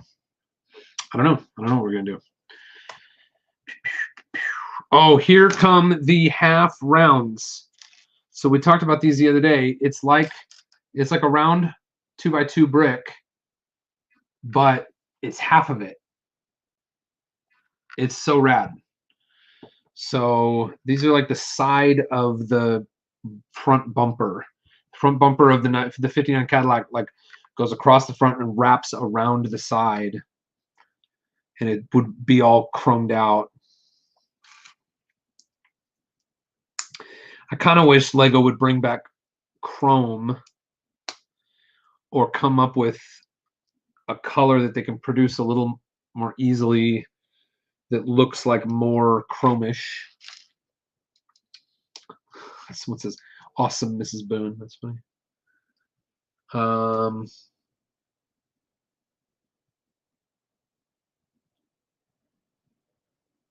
Oh, she's going to pick our kids up at my sister-in-law's house and wanted to know if I would come to help them set up their new modem.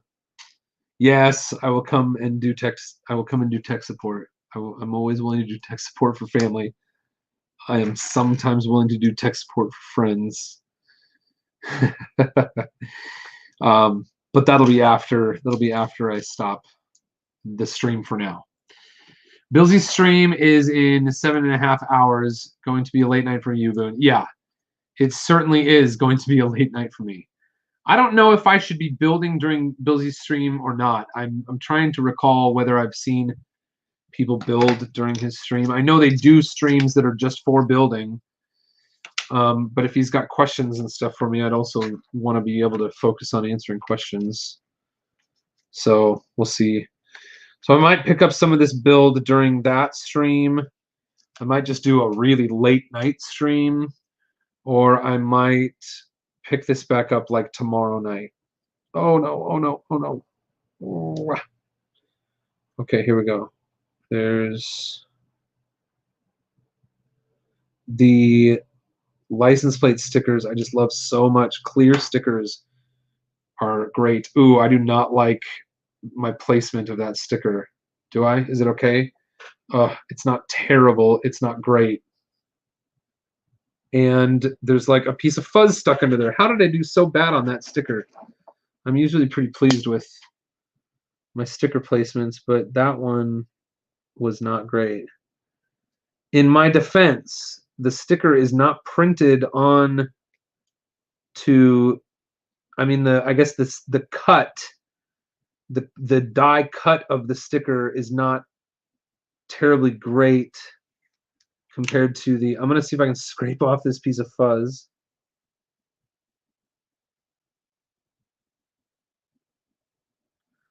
Oh, this is just gonna look terrible. I might have.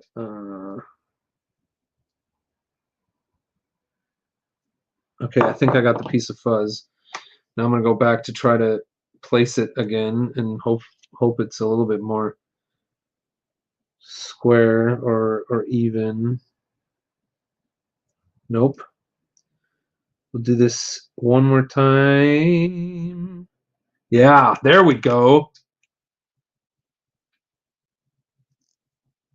I'm certainly happier with that. It's always going to look a little bit funky because I got a piece of fuzz under there and then I tried to scrape it off. But that's okay with me. Okay, so here's the front end so far. Front bumper with the license plate. Put away that tool. Whoever disliked the video, just jealous they couldn't get this set. Well, is what it is. Oh, I got to tell Danny. Yeah, comma, okay, I should be able to come with and help, exclamation point. All right, let's see.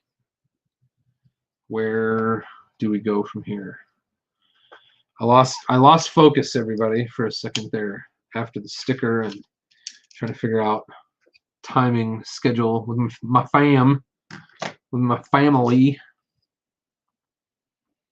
Oh, that's interesting. Okay, so we've got what Moto calls an inkwell. I just call it a 1x1 tile with pin. So I think that's what they call it on Bricklink. That goes on top of a black solid black minifigure head. No print. That gets a transparent, clear 1x1 round at the bottom, and then that whole assembly goes into a light bluish gray barrel, and that's how we get these little like, I think these are probably floodlights down at the bottom here. So I'm gonna build 4 of those real quick. Brent's still here. There's a trick to placing stickers with soapy water, but I'm usually too lazy to do it. Yeah, exactly. I know that. But shoot. Usually I'm really pleased with my sticker placements. But and I know about that trick with the soapy water, and it's just not worth my time to me. And again, I'm usually happy with how well I place stickers. That one just didn't go very well. I guess that's what you get, like, you're taking your chances. Yeah, soapy water. It's like you put soapy water on the bottom of your stickers. You don't want to do it with the more paper-based stickers, but with the stickers that are full on plastic, you can do it. And you just like put them in soapy water, and then you place your sticker, and you've got a lot of freedom to kind of squish your sticker around and get it exactly where you want it. And then you just leave it alone and you let it dry, and when it's dry, it's stuck. Yeah, I'm with Brent. I don't really have a lot of patience for that. DeLorean, Mystery Machine, Mad Max, Knight Rider, Benji. Yep, great tip. I've never done it. Somebody said, do you have the Master Builder Series Mos Eisley Cantina? I do not. The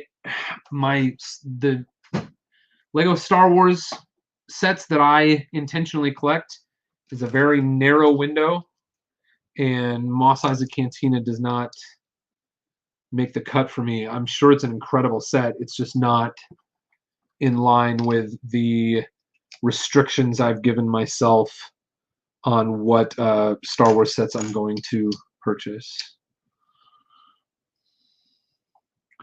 All right. I have a feeling I'm going to finish up the front end here and put it on, and it's really going to give us a new sense of how long this car is. Those go there. Oh boy.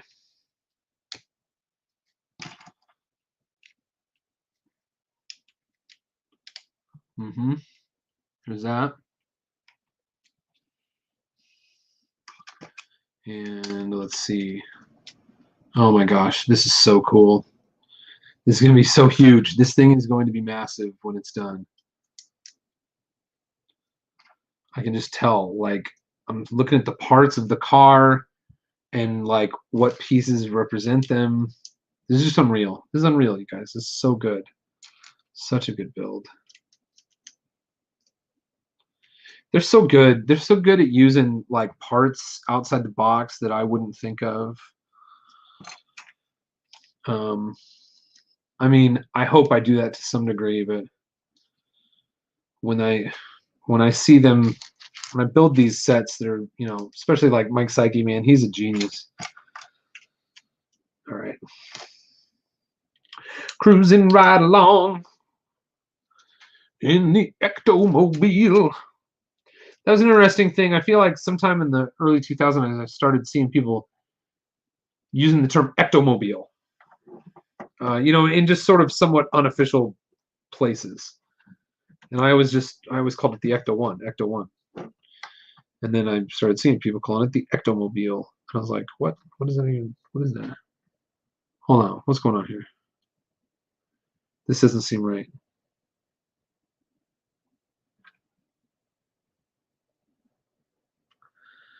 I've got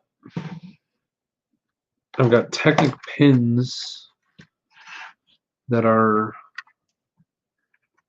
probably supposed to be going the other direction. Great. I'm going to fix that. Yep, of course. Oh, geez. Okay, I got to backtrack a little bit here, you guys, on this. Oh, good. I don't think it's going to be too hard. I think these need to go the other way. Do I have something to push those out with? Oh.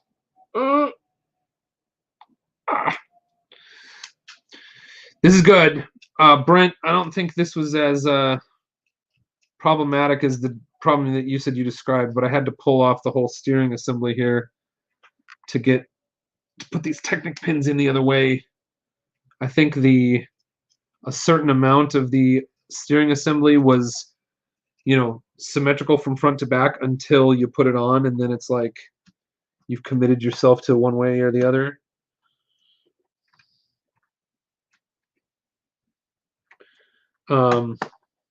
Okay, I think I've got it solved. Yep. And then now the front end. I say front end. This is kind of like the front bumper. This should go on here. Okay, now everybody, you can see pretty much the full length of the vehicle.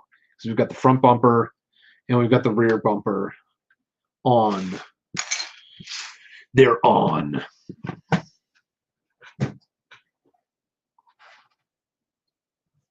All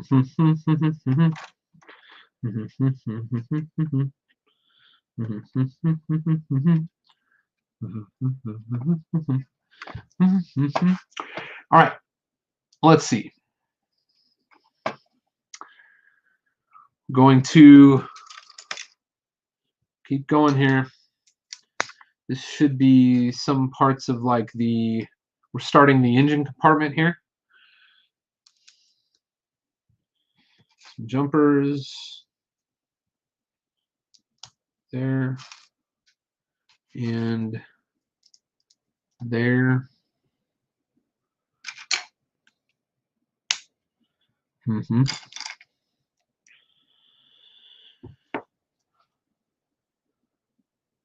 Now again, what is happening? Scott, hey.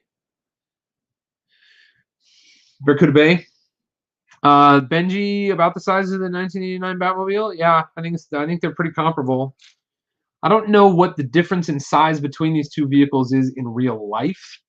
I would guess they're actually probably close to the same length. But yeah, I'll have to get out my 89 Batmobile and do like a comparison. Kind of like, are these the same scale kind of videos?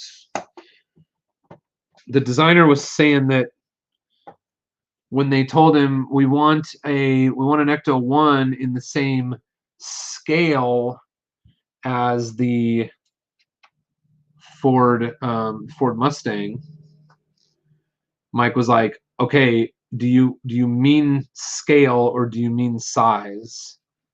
Because the same scale as Ford Mustang, as a 59 Cadillac hearse ambulance combo, is going to be a much larger model. And their answer was like, yeah, we mean scale. And he said, okay. And he went forward with it. And in the end, it happened. So they must have been pleased with it. But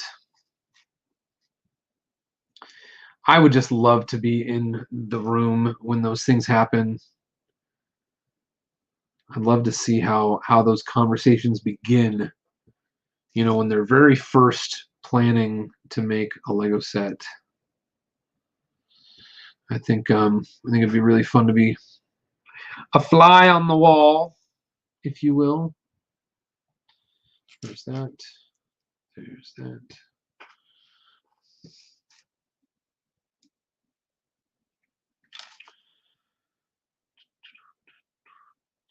Gage says, Boone Builds, how's it going? It's going pretty good.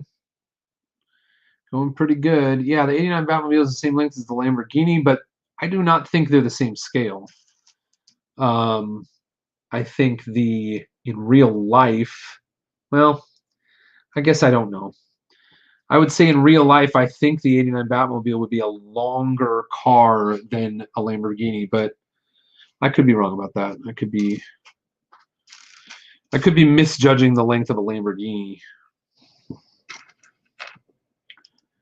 Boom, boom, boom. Bunch of roller skates.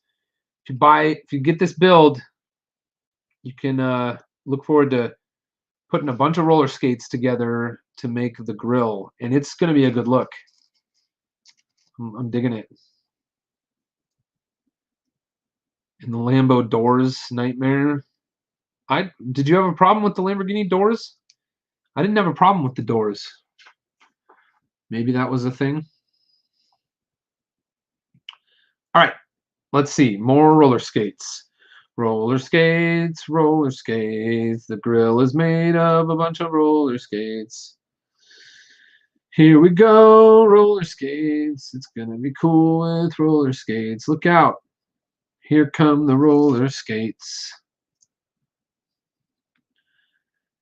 Yeah, they're hard to connect to the car. Oh, okay. I don't remember that. I feel like mine were. Are the skates flat silver? I think, Jake. Oh, flat silver? I think they are. They're the same as these 1x1 round studs. So I think that's flat silver. I'm not really great with all those like silver. Are they pearl? Are they like metallic silver or pearl silver or flat silver? I don't know which is which, but I think they're probably just the most common of this kind of. I would call it pearl silver, but maybe it's flat silver. No Ghost is painted on a plate. Yeah, that is a print. It is a print. Oh, that's a cool way to connect this. Jeez. These guys are geniuses. I mean, I know I've said that over and over again, but seriously, there's some really creative connections in this set. Stuff that I can only hope I would think of if I were in their shoes. And probably wouldn't. Makes me wonder, like I'd say like the Magic School Bus and my castle that is the alternate build to the Coliseum. Those for the most part are pretty straightforward assembly techniques, like stuff I would have done as a kid. And then just in a few spots where it's necessary, I did some tricky stuff to make just, certain specific things work. But I feel like a build like this is entirely made up of entirely made up of, you know, like tricky connections. So I don't know. It's challenging because I certainly think that there are ways that I build like an advanced builder, but there are ways that I don't, you know, and it's like, I don't know. Sometimes different challenging pieces of my builds get different attention from me, and I don't know. I don't know how to explain that. I digress. I'm sorry if that's not interesting. But Jake says, yeah, the flat silver is the pearl looking one. Okay, yes, these are flat silver then.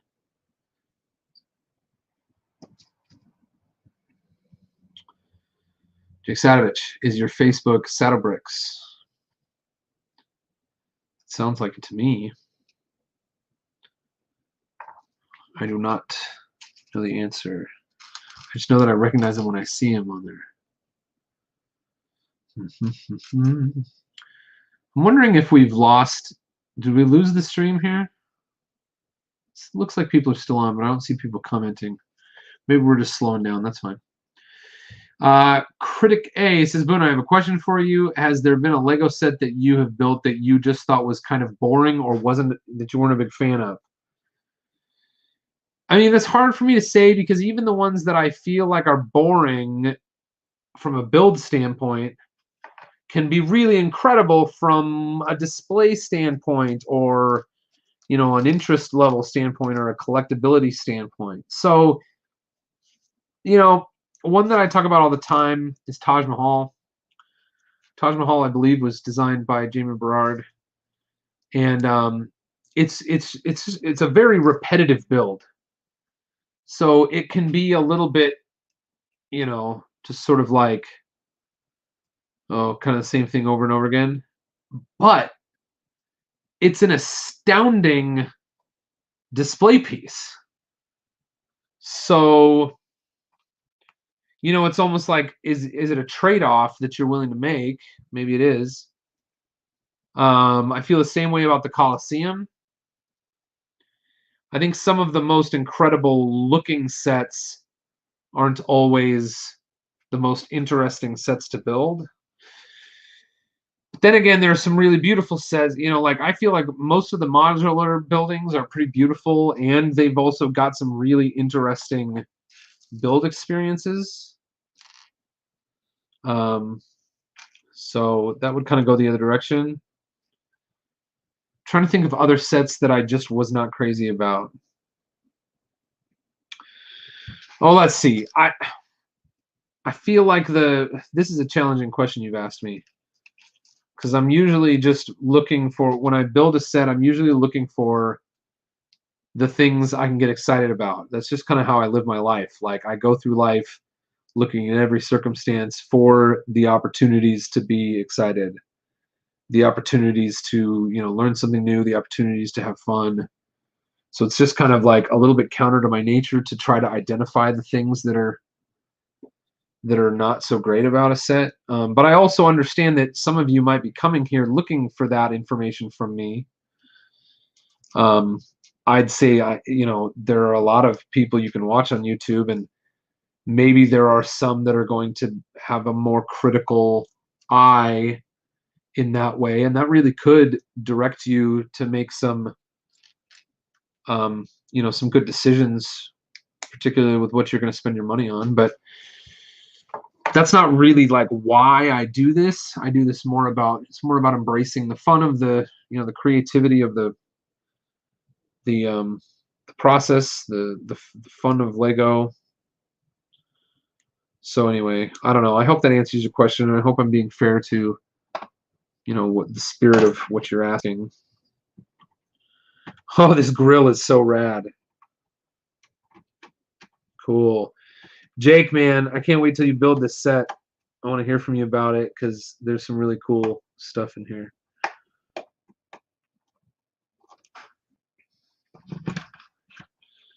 Look at that grill. Isn't that cool? Okay.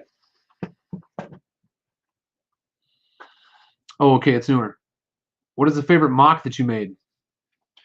My favorite mock? I really like my fire engine from the Bricklink ADP.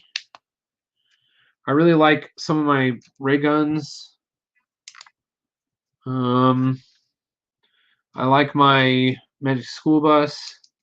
I'm really excited to finish this castle, my alternate build for the Coliseum. I think it's going to be one of my favorite mocks when it's done, but I haven't seen it in the real world yet. I've only seen it in the virtual building space on Studio. Looks like we're building part of the engine block here, probably. I think it's like blue. And these Cadillacs, blue would have been perhaps one of the typical colors they would paint the engine block. A lot of engine blocks back in this day were blue. I think it was pretty common for Chevy to do blue engine blocks. I think some company did orange. There were a lot of orange engine blocks. I don't know if anyone knows. Maybe one meant like big block, maybe the other meant small block, or maybe they varied from manufacturer to manufacturer. But this is rad. I'm about to put on Cadillac stickers. Holy smokes, it's like valve covers. Where it'd have the Cadillac logo on it. They did a good job with this, man. This is like, yeah, this is so cool.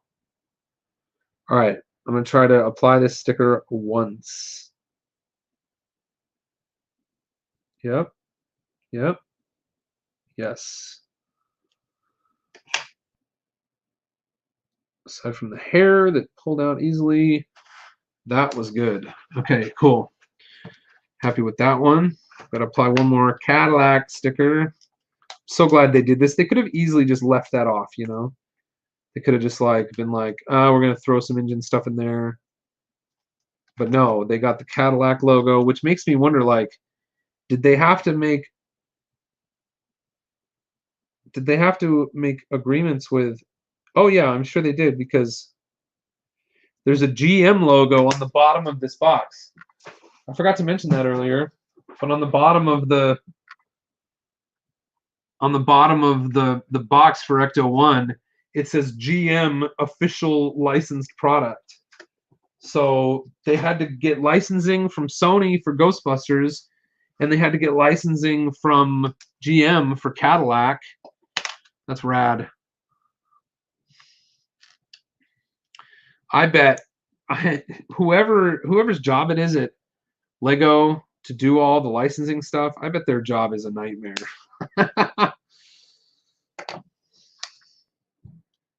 I bet it's so much easier to make original IPs at LEGO, but I bet they make a lot of money on sets that represent things that people love from other parts of their life. So I'm sure that's why it's worth doing. Putting on some different little components in the engine here.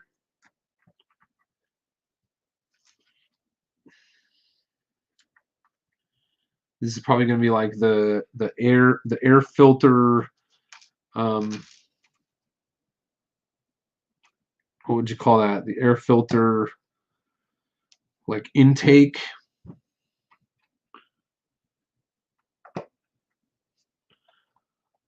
Yeah. Oh, this is so cool, you guys. Okay, so I'm making the air filter canister now, which back in the day was just like a big round disc that sat on top of an engine in the engine compartment.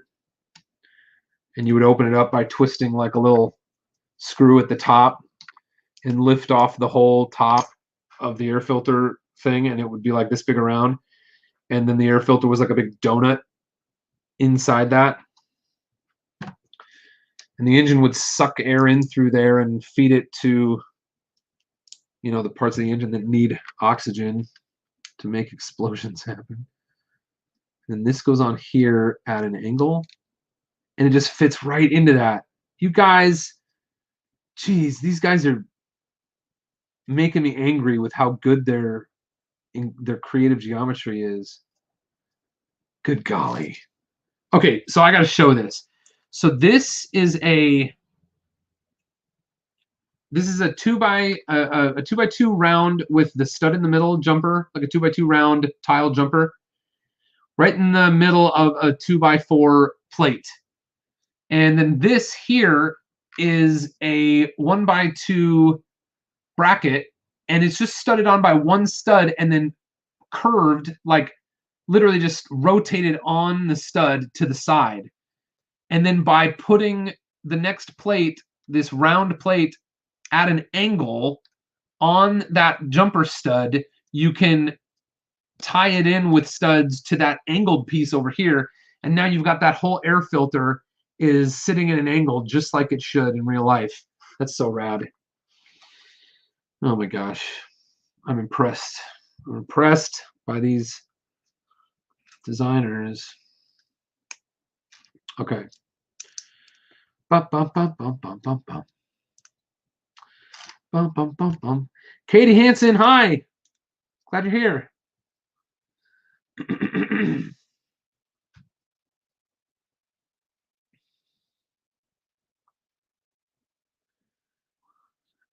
People hated on the piano set just like the Coliseum.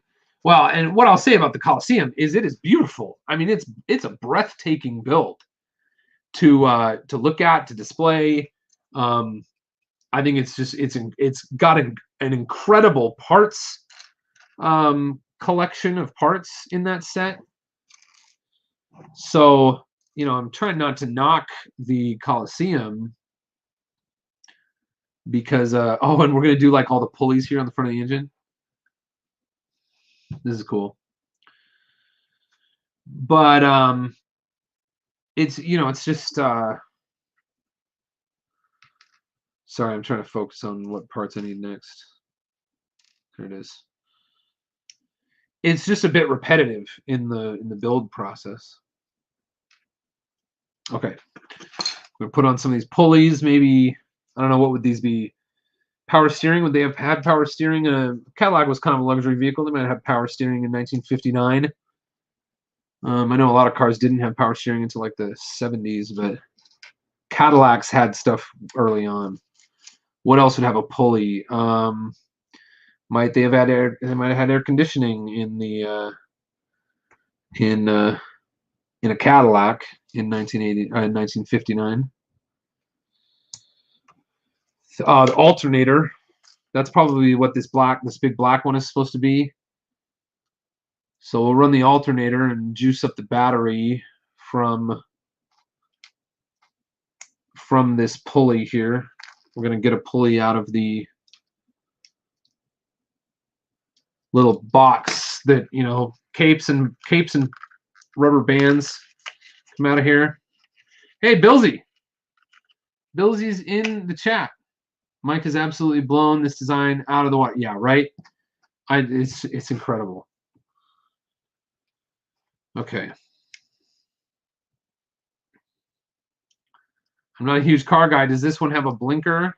Yeah, I'll point that out when we get there. Oh, that one's supposed to go on second, it looks like. Here's that. I think it's the bigger wheel. What would this big... I'm going to say one of these is definitely the alternator. Maybe the other is...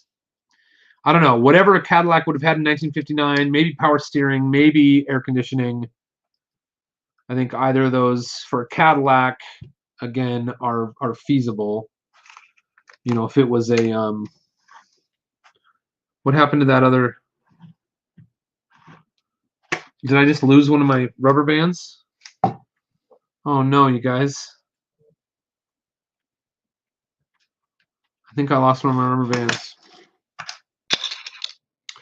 Oh, there's still so many people watching. I was going to stop right now at 6 and take a break for dinner. I think I still will. You are all awesome. I'm having such a great time with this build. I will try to come back later. I'm not sure when that will be. Yeah, okay, maybe water pump. Not 100% sure when that will be, but it should be sometime in the next 24 hours, perhaps. Maybe 24 to 48 hours. I'll finish this thing up.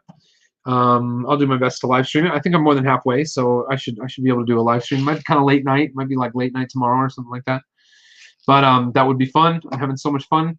Thank you, Brett. Thank you, Jake. Thank you, Spot the Magic Ninja. Thank you, Benji. That's unbelievable. David Wilkie. You guys are at Billsy. Hey, we got to chat, Billsy. We'll see you in just a few hours here. Mr. Monarch, Nick. Wanted to thank, let's see, who else was in here earlier? Y'all are great. Y'all are awesome. I'm going to take a break. I'll be back. I'll be back with this later. So hopefully you'll get a good notification from YouTube when it's time for me to pick this back up where I'm leaving off. You're all incredible. Please subscribe to Boone Builds. And until next time, go build something amazing.